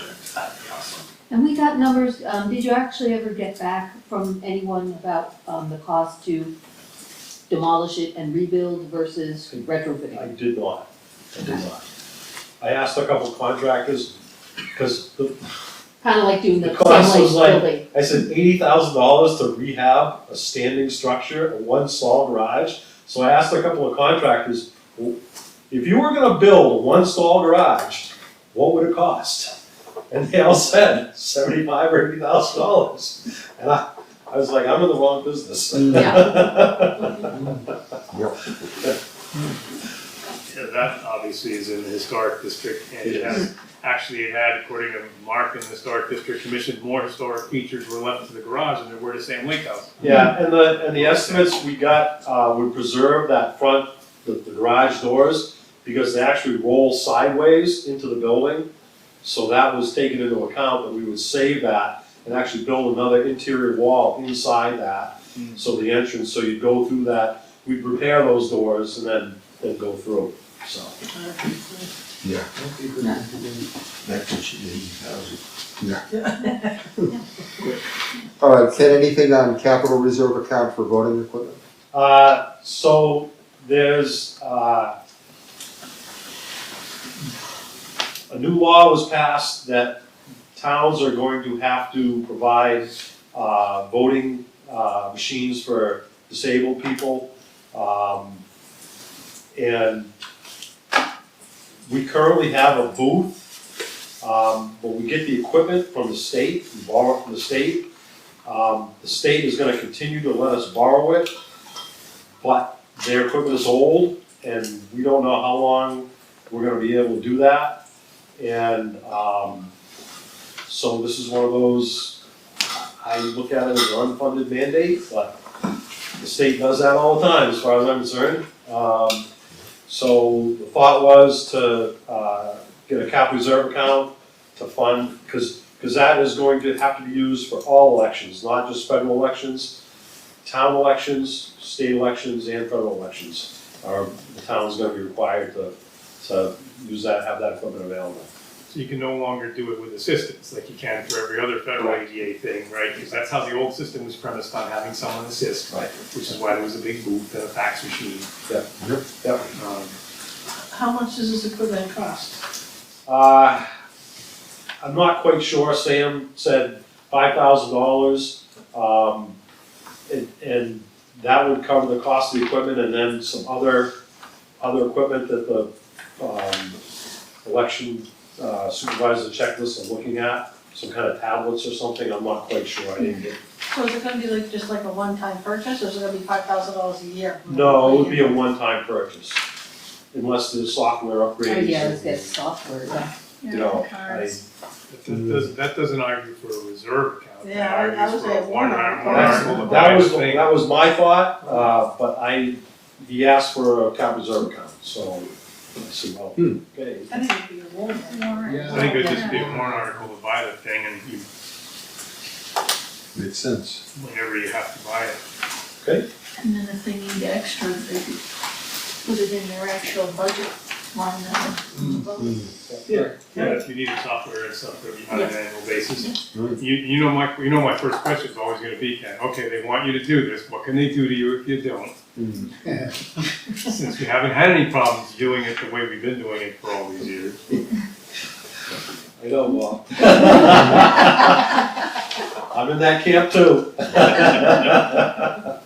I did have a voting machine question though. If we do a warrant article to buy a new voting machine for $7,000, what's the $3,350 on the budget line item for voting machine for? That is for the cards, they have to have the card readers, Okay, updated every year.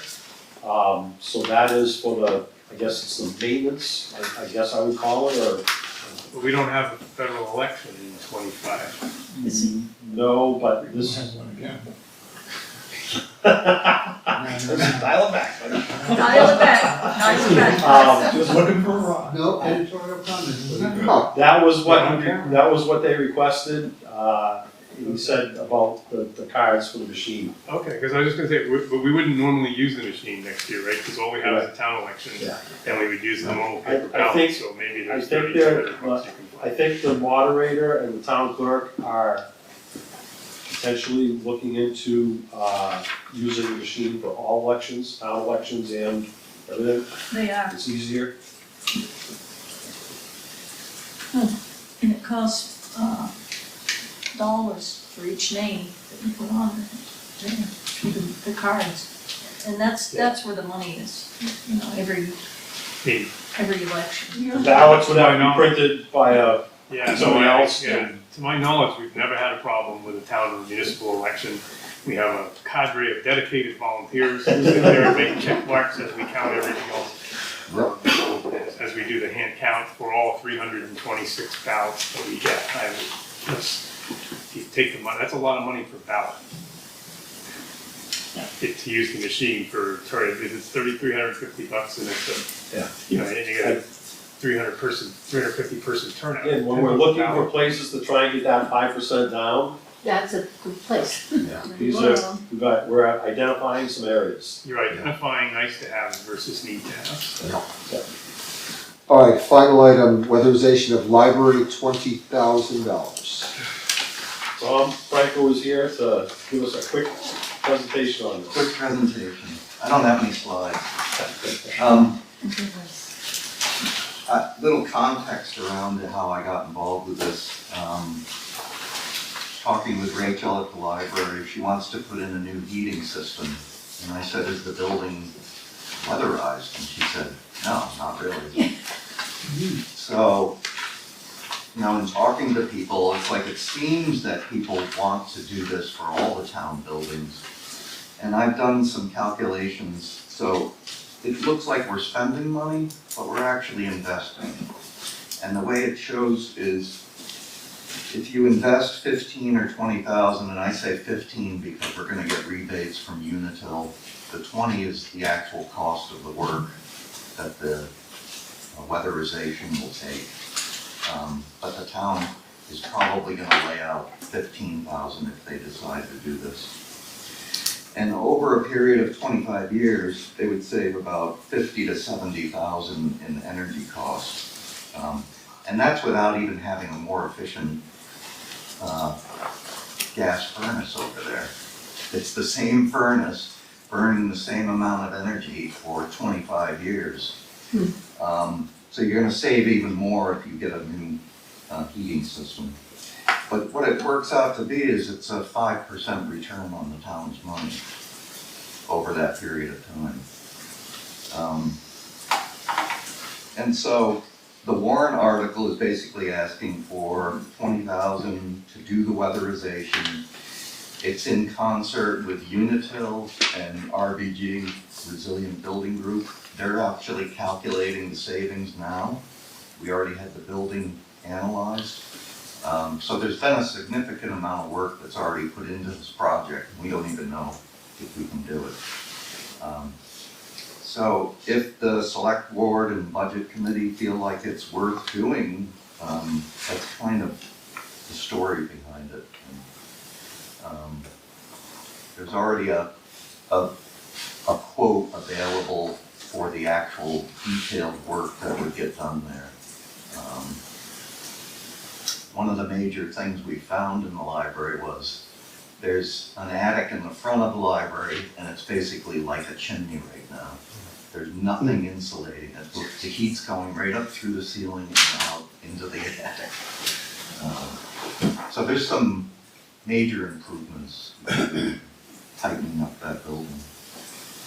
Well, the space that the Historical Society uses for the archives and for the study room, that is cold as can be. Yes. It's freezing, and we have a space heater in there to try and warm it up or open the door to the main library so we could get some hot air. So would this mean a new furnace? Or? No, it's just weatherizing the building. So it's basically sealing air infiltration and insulating.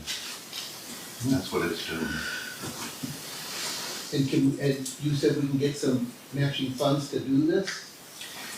Unitil will put in money, and the numbers I'm hearing is anywhere from 5 to 35%. So I just took the number 25, because I like to. So that, when I talked to the contractor that does all this work, he says, that's the lowest I've seen and the highest I've seen. He says, they'll probably come in somewhere in the middle. So Unitil will put in some money, and I'm not sure if weatherization qualifies for the rebate on taxes for the town. I have to look into that. So that could be another 30%, 20%. Rebate on what? We don't pay taxes. Yeah, they're not. We don't pay taxes. Yeah. So towns don't pay tax, so there's no. It's a thing the government did as part of the Department of Energy. They allowed towns to file a tax return and get a rebate. on energy Okay. expenditures. Wow. I see a red flag waving. Yeah. Check this out. Probably the smartest guy in the room. So like if we did solar panels or a solar project, we would get the 30% discount for the Really? municipal buildings. It looks, it's called a tax break, but obviously you don't pay taxes. Yeah. Interesting. Incentive, I guess. Right. Yeah. Tom, I'm assuming you'd be doing a presentation at town meeting about all of this, if that came to a warrant article. Yeah, I can make up slides and I welcome any help on what I should be saying and not saying. The money we would get back over the course of 25 years is a good number. Yeah, definitely. Say that. I mean, that's the way I look at everything. I'm an engineer, I've done projects, and I'm an investor. So everything is, if I put this money in, what do I get back? Right. That's the way I look at everything. Great. Unitil has no interest loans for residential customers. They don't have something similar for municipal. We're Unitil town, right? Right. Well, it's, Some of us. no, actually, Well, we're, I mean for the town buildings. oh, yes, sorry, yes. Yeah, this is. Because I used one of their no interest loans. Plus they paid a chunk of the cost and then the rest, I had a no interest loan for 5 years. Right, that's For my residential. part, And yeah. I've worked with Unitil myself, because I had my house done. They don't have something similar for towns. They do, it's a commercial section of Unitil that handles it though. And so it works in concert with the Resilient Building Group in Concord. Mhm. They have to determine, the actual energy savings. Right. It's a little more complicated than a residential job.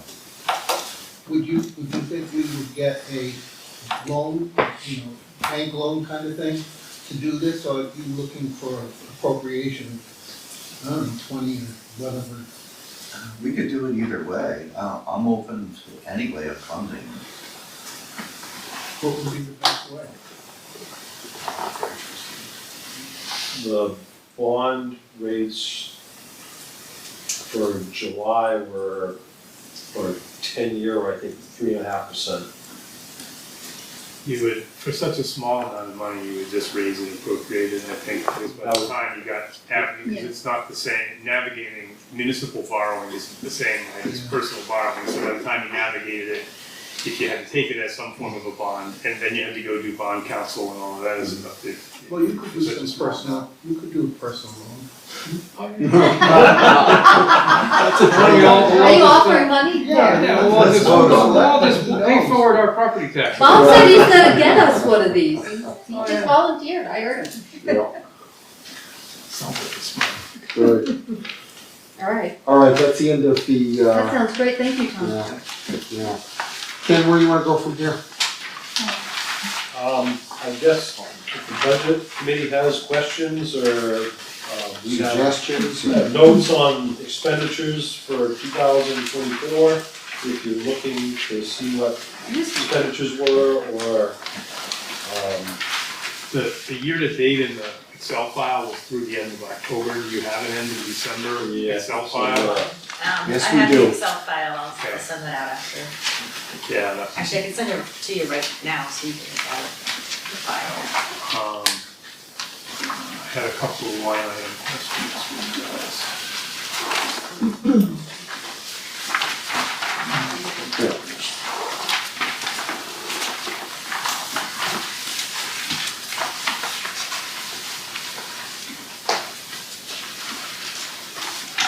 I had a bunch of questions too, and I regret how many there are, and I'll try not to ask them all. In places where a position's salary increase was more than the 4% that you said you were going for across the board, can we assume that that's due to change in number of hours? yes, Or do we need to check those and make sure they're just not errors? and a change of hours.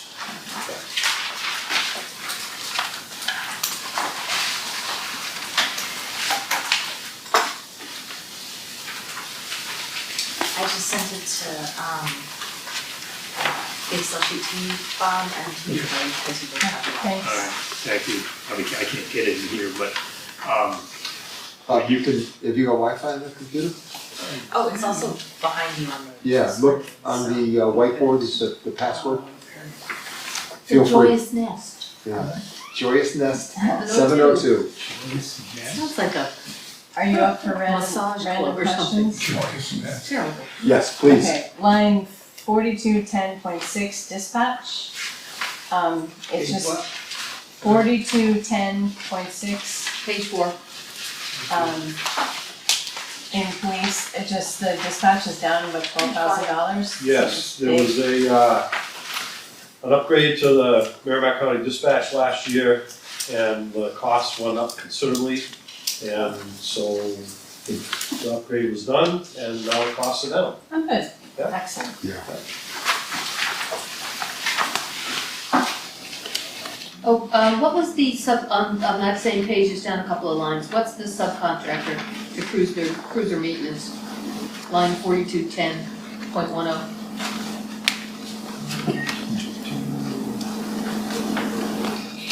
And then it's offset by $15,000. That's the details. Oh, yeah.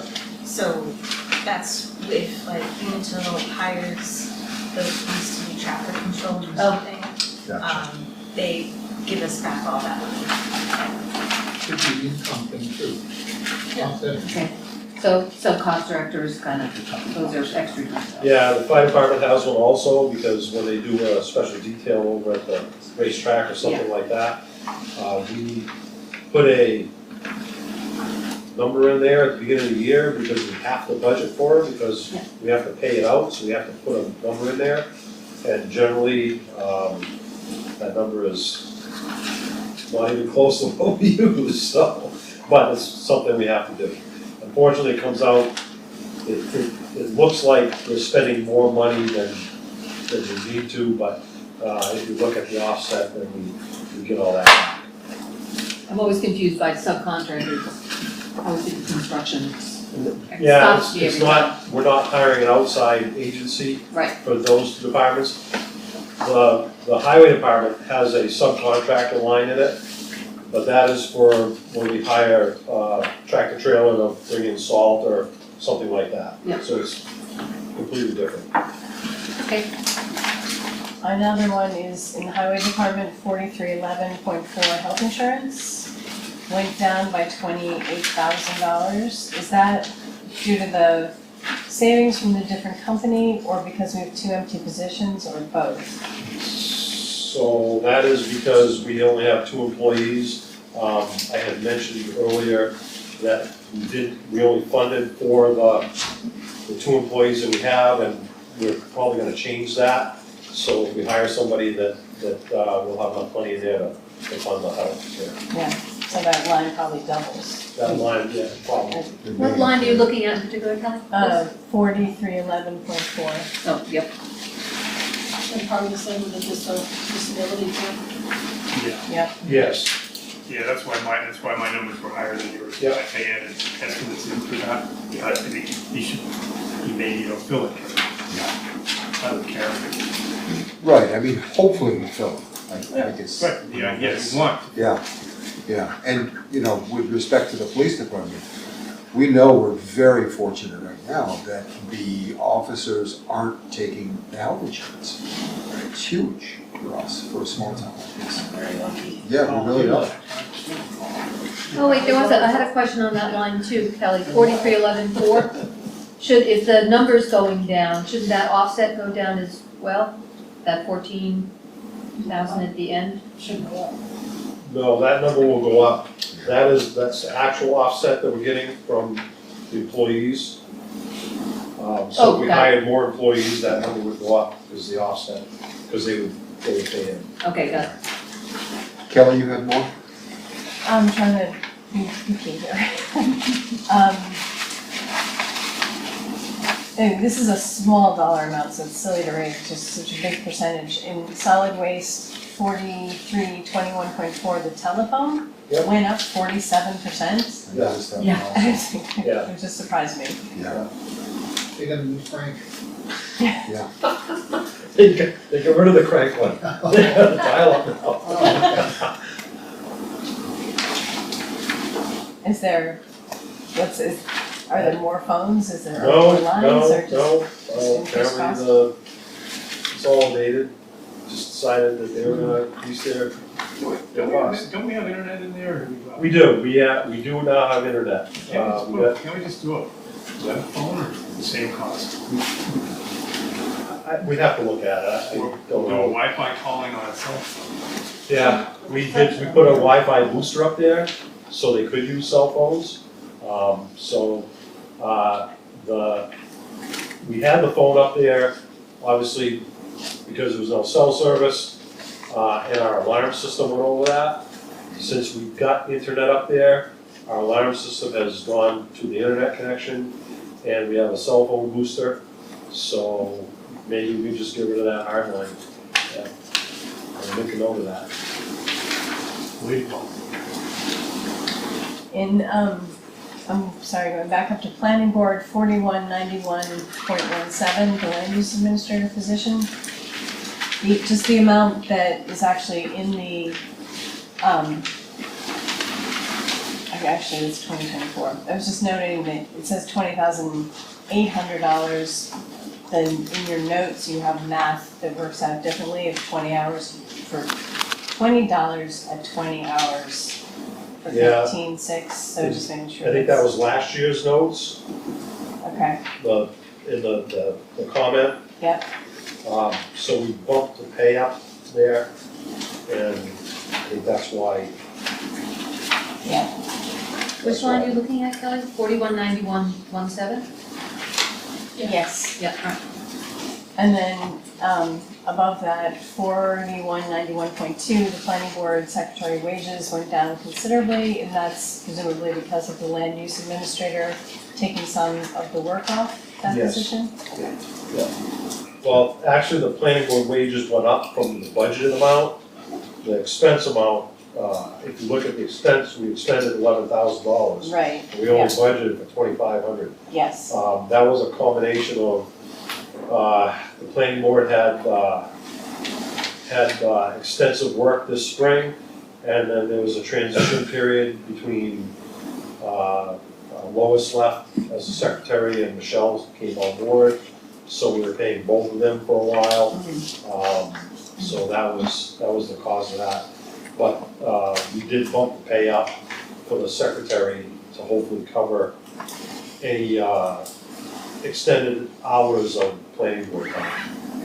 yeah. So we need a land use administrator and a secretary? The secretary is a recording secretary. We're transitioning now to have the secretary for the planning board just be a recording secretary, and the land use administrator will handle all the postings and everything else. So that's the intention.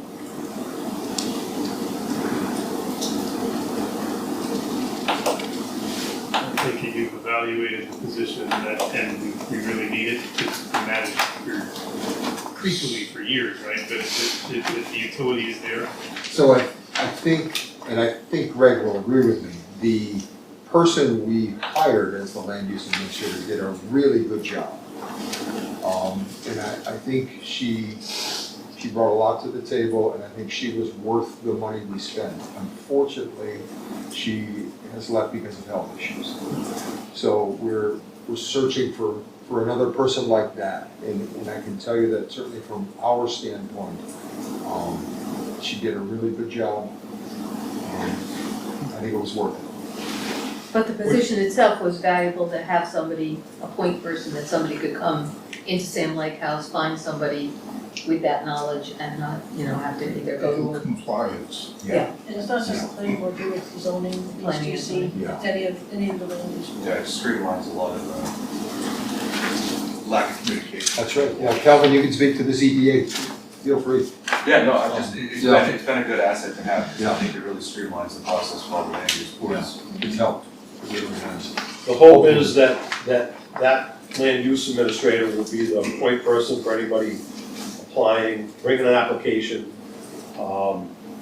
and getting the application processed, doing the postings, the mailings, all that stuff that the secretaries were doing.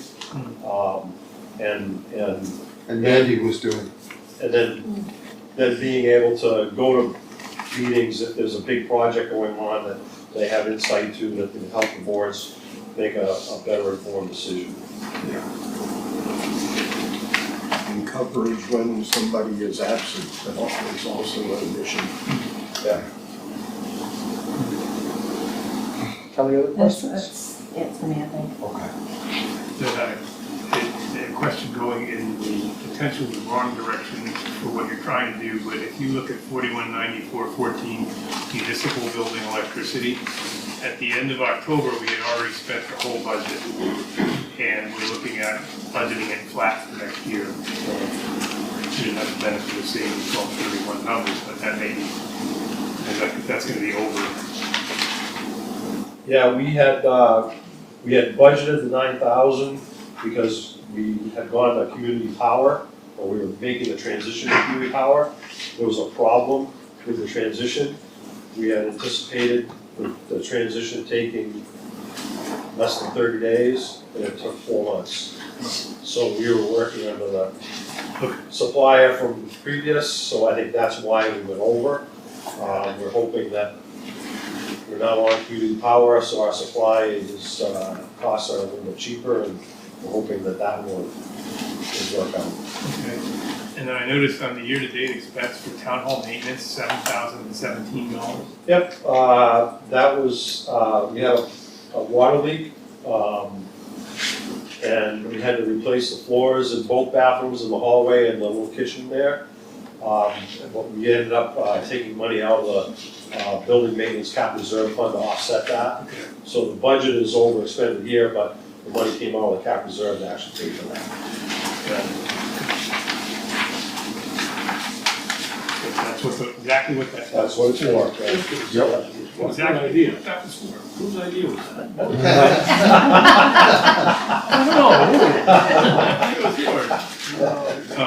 Yeah, you'll have to make the explanation, and the other, Yes. the glaring one you'll have to explain is the fire department on the radios. Yes, That was the grant, that was the grant. correct, that was a grant money for that, and, what was the other one, same thing, two in the fire department, Hoses. the hoses. Yeah. The fire hose. Yeah, They're both grant funded, so. yeah, and then just a housekeeping note, Cal, on line 165, you have a formula missing, in column H.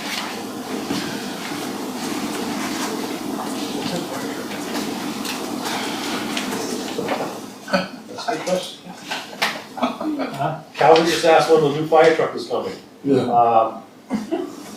Anticipated for spring of 2026. We hope. Now, what, a 3-year bill? We absolutely should. We, Bring it down the hill into the center Yeah, of town and we So go. the tradition is you wet it down and then we push it into the bay. It's a very old tradition, Okay. so. Can we all help push? We'll be bonding the rest, we made a deposit on the truck, so we will have to bond that money most likely in the January of 26 budget year. So it's around $400,000. But we've already, we have town meeting approval for the bond. Correct. Does that expire? We have approval, and I spoke with DRA and the attorneys, and they said, yep, you can do it. It transfers to the following year. The bond sales are one in July and one in January. And I spoke with the bond bank and our bond counsel, and they both recommended that we wait until either depending on when the delivery might come, whether we should take it out this July or wait until January of 26. So I'm hoping that shortly after town meeting, that we can get a better idea on when that delivery will happen, and that will determine when we are gonna take out the bond. We can't take the bond and pay the money to ourselves and earn the interest until we pay for the fire truck? No. That's a great idea. Wouldn't that make though. sense? We'll take the bond, put it in an escrow account, let it earn money for the town. Right? Yeah, and we'd be paying interest on the bond. Yeah, So, but, yeah, I know. Yeah. All right, well, as long as we don't run out of the authority to raise the funds. Right. And that's right, because the bond vote binds future town meetings. Correct.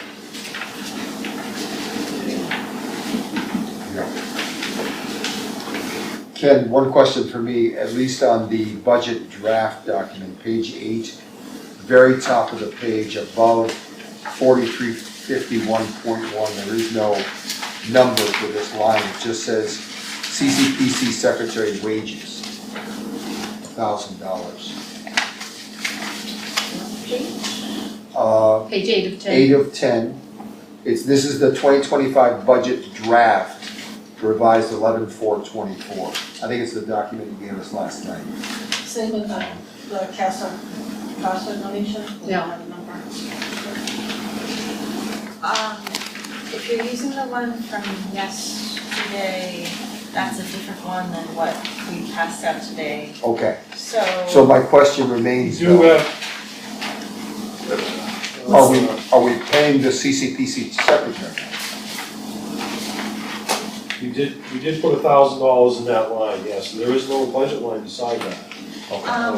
because this is a new line, the Community Power Committee asked that their $2,500 in one line be split out, just for clarity. Okay. To be in two lines, so it's the same amount total, their budget is flat from 2,500 to 2,500.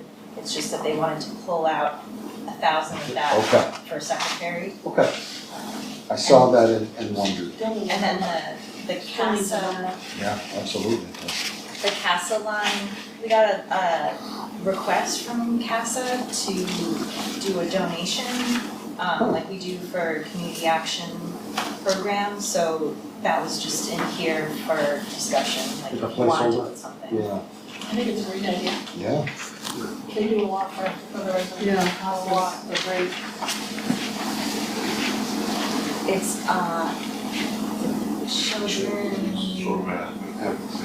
Advocates. Court appointed Court special. appointed special Special ed. yeah. There we go. Do they give you the dollar amount that they're looking for, or? They did. Do you have any suggestions? In your quest for areas to trim, does any of the material that we're buying with the ARPA funds reduce what you need to buy for summer gravel? I don't know. And is there any Yeah. opportunity? He Is there has- any opportunity? He has, unfortunately, he's been generally using the summer gravel for mud season, buying stone and high, bigger aggregate material, because we've had some problems with mud season in the past few years, so he's been using that line for those purposes. I can ask him if what he thinks on that. There's a line item in here, road improvements other. Yes. I don't know what goes into that line.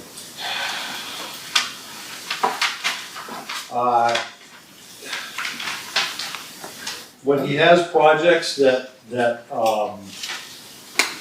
aren't under culverts or replacing swales or those types of things, guardrails, the miscellaneous type projects that happen that he ends up having to do throughout the year.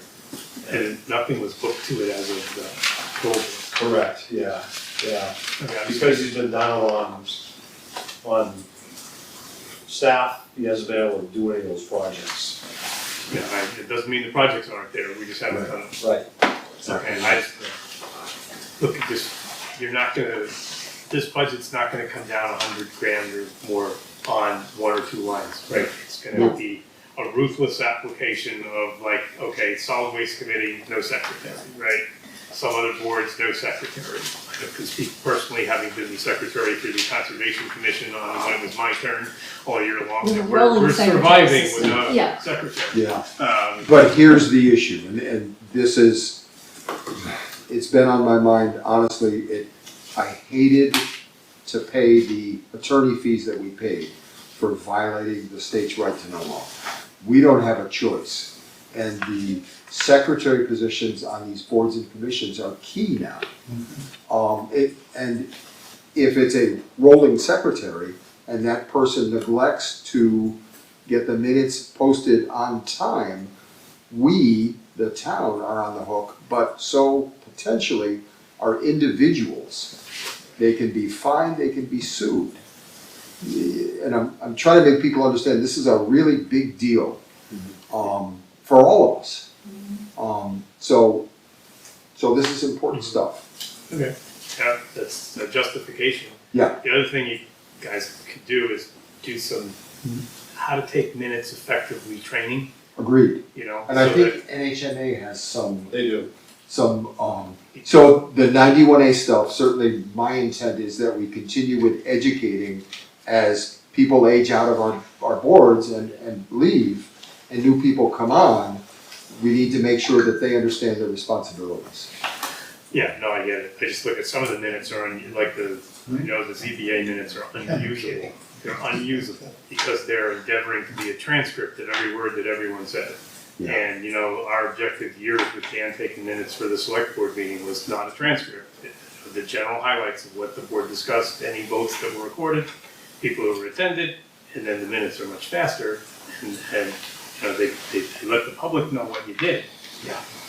91A cares that we post in a timely fashion, the draft minutes. Yeah. That's really where we're getting caught.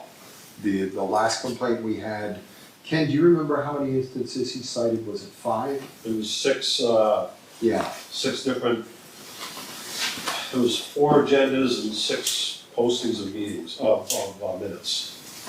Well, to Bob's point, I think in my world, we have meetings that are under the same law. And when we, for a while, it was me and my other inspector, we were doing the minutes ourselves. Yep. They were pretty brief. Yeah. They had But you had everything something. that was required. Yeah. And they were posted that same day. Yeah. That was our point. Meeting ends, we go get this. That's a great idea, Now, honestly. Yeah. we were Yeah. imposed upon by those above us that said, well, you don't have any administrative help here, you need to get someone to do this. Oh, and we want you to record those meetings. Yeah. Put the recorder down, someone who doesn't know anything about the industry that we deal with, takes the notes for the meeting, and then has to relive the whole meeting several times more, listening to the recording, and now the minutes are 22 pages long, and they don't get, And you can't find what. it's very difficult to get them done in the time period. So I think if there's an educational thing at the municipal association, I suspect that it's probably gonna be helpful. I think there's at least some thing to be had for being concise. Yeah. and- Yes. Yeah. I shudder to think of the effort that Lisa puts in creating those ZBA minutes, because she must work so hard, and it's gotta be torture to re-listen to the meeting. So if the ZBA would be willing to simplify the process and the minutes, that might make her life better. She has her reasons. But to your bigger point, Bob, I think you're right. We've spent now 2 hours looking at numbers and kind of talking about things, but not actually finding a lot of big places if we're going to try and get that number down from Nope, a it's gonna be little places. Okay, but when does that process occur? It hasn't happened yet tonight, except in a couple little places. Yeah, well, the way it usually works is the 3 of you now go through with the hard red pencil and, Make everybody mad at and us. make everybody mad at you by finding the money in incremental spots, right? Sorry, highway department uniforms, you're not getting $1,500, you're getting 1,000, Sorry, summer gravel will be 15 grand instead of 16, you just have to, you gotta go through it by 100 cuts. What about just everybody cuts at 1% to start with? Right. I mean, obviously, that's, it's death by 100 cuts, So or that's the 1,000 What's cuts. the goal, the final goal that we wanna get? Well, that would be for the select board to determine. If I were going to town meeting in this tax season on top of the school increase, I would try to cap off my budget increase. I try to keep it at 1.5 or 2 points. I think given inflation, that's a responsible number to target. I think 6 points has some nice to have stuff in it that, you know, What did you say school board was? well, it was a moving target. Where did it end? It came in at 1.7. Yeah, which is, okay, good. It might be a little less. I had a meeting with Mike Tercey today, and that was one of the things we talked about. Yeah. They are working with a very sharp pencil. Right, and I think it's incumbent on the town and us to sharpen the pencil very tightly, and that means that a lot of things that people might like to do, really need to pass the need to have test versus the nice to have test. So you wanna take 5.3 down to 1.7? No, Well, I'd go for 2 and see where you can get. down to 2. I think 2 is a worthwhile number to shoot for. What was the inflation number? 3 point something, wasn't it? 2.9 was the last I had. For CPI Yeah. for the year. Yeah, that's not a very useful number when it comes to the No. whole town budget, only And- because so much and- is. You know, of course, when you look at it, that does not include groceries or, there's two classifications that aren't included in that actually went up like 12% or something like that. Petroleum products came way down, so that was one of the big major drivers, but the foodstuffs went up, so, but the average was 2.9. Yeah, but fuel and petroleum product is another place to look, because, Right. you know, we had, I think the last budget was anticipating, you know, more expensive petroleum than we actually had, so, Right. you know, nobody has a crystal ball, but that's where you, Yeah. where you start, and, you know, and easily enough, put it back to the department heads, find me 2%. And I think too, looking at these two budgets, one that we got the other day and tonight, I wanna send my letter to all of you guys so you understand, because they're not the same.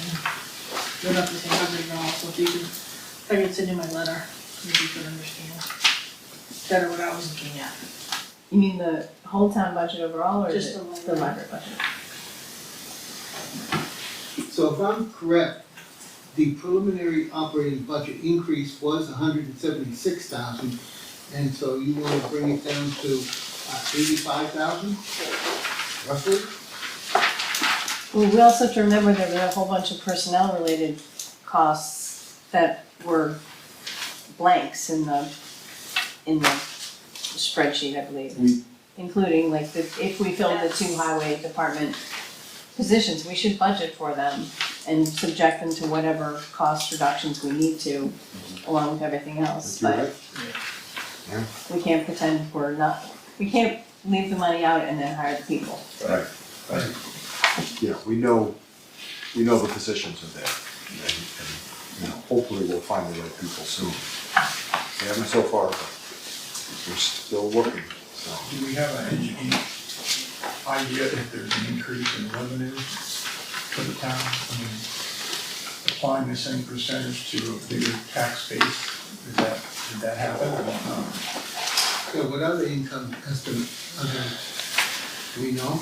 I don't, These costs go up because there's more people, I suppose. Yeah. And so there's more people, there's gotta be more revenue as well, so you gotta back that out. There was a revenue tab on that, That hasn't been updated since last year. we haven't done the revenues yet. okay. I think for a lot of people in the room that have worked through this budget process in the past, we typically have a budget committee meeting in November, December, and then we have one late January, because that gives the staff time to really pin these numbers down.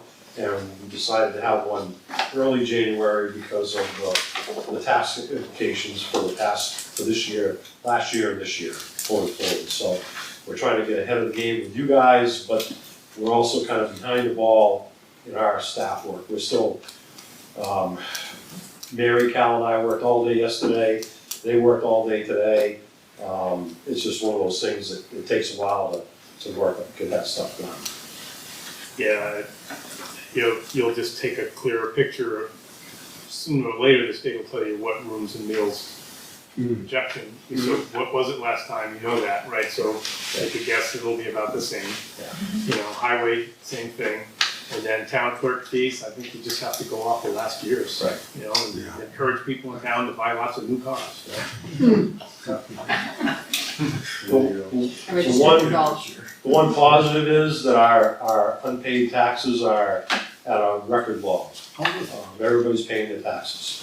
So that has been a big help. And I hope at town meeting we can let everybody know that, so say thank you for paying your taxes, because it's a record low that our unpaid taxes, so. And we still haven't really heard many complaints, or shall we say, much outcry, hue and cry about the increase of the December bill. Yeah, and Sam hasn't said to me that people are coming in there screaming at him or And anything, you haven't so. gotten calls, did Mike Tiercy get any calls? I didn't ask, Yeah. actually. I don't know the answer to that. I hope part of that credit goes to the foresight of everybody at last year's town meeting and the information we've been trying to put out there in the public. Let everybody know there is gonna be a tax increase and That was helpful, that letter that you sent out. that, you know. That's a good job. Hope part of that is. Sadly, it might also mean that everybody's escrow company paid the December tax bill and they haven't seen their new escrow amount. It could be a two one. Yeah, I think that's. More likely. Yeah. Frank Tupper did come in today and he might be writing a general letter saying shame on you all for not thanking the select board to use officer fund balance, just as a heads up that. Thank you, Frank. Yeah, absolutely. So if the other select board members are in agreement, Ken, I'm gonna suggest you call department heads. And I think Bob is kind of giving us our watchwords, which are, what do you really need? Yep. What's nice to have and what do you really need? And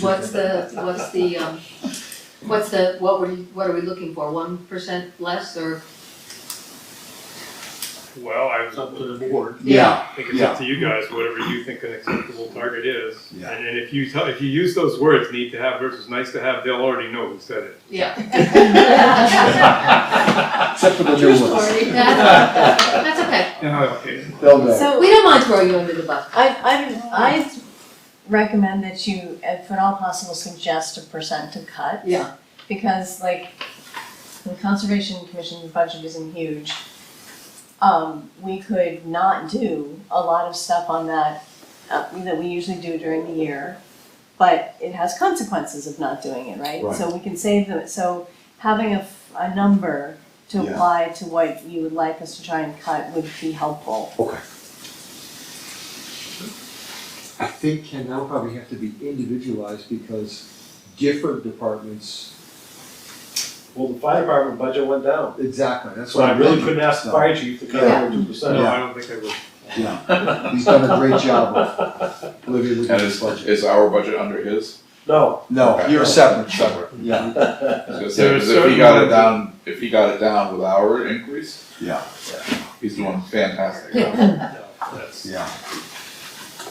But I think that's a reasonable request. Yeah. it's also reasonable if you have a department that's an outlier on an increase to ask for closer Right. desk group. Right. And the library is the Library other would be the one I would. elephant in the room. Trustees, hey. Yep. I mean, the total, I looked at the revenue, that broke $300,000 in personnel costs for the library. When you added in the healthcare and the retirement. Yeah. Two full-timers. And then what do you think? Change hasn't. Yeah. What do you think about a work session next week to look at all this?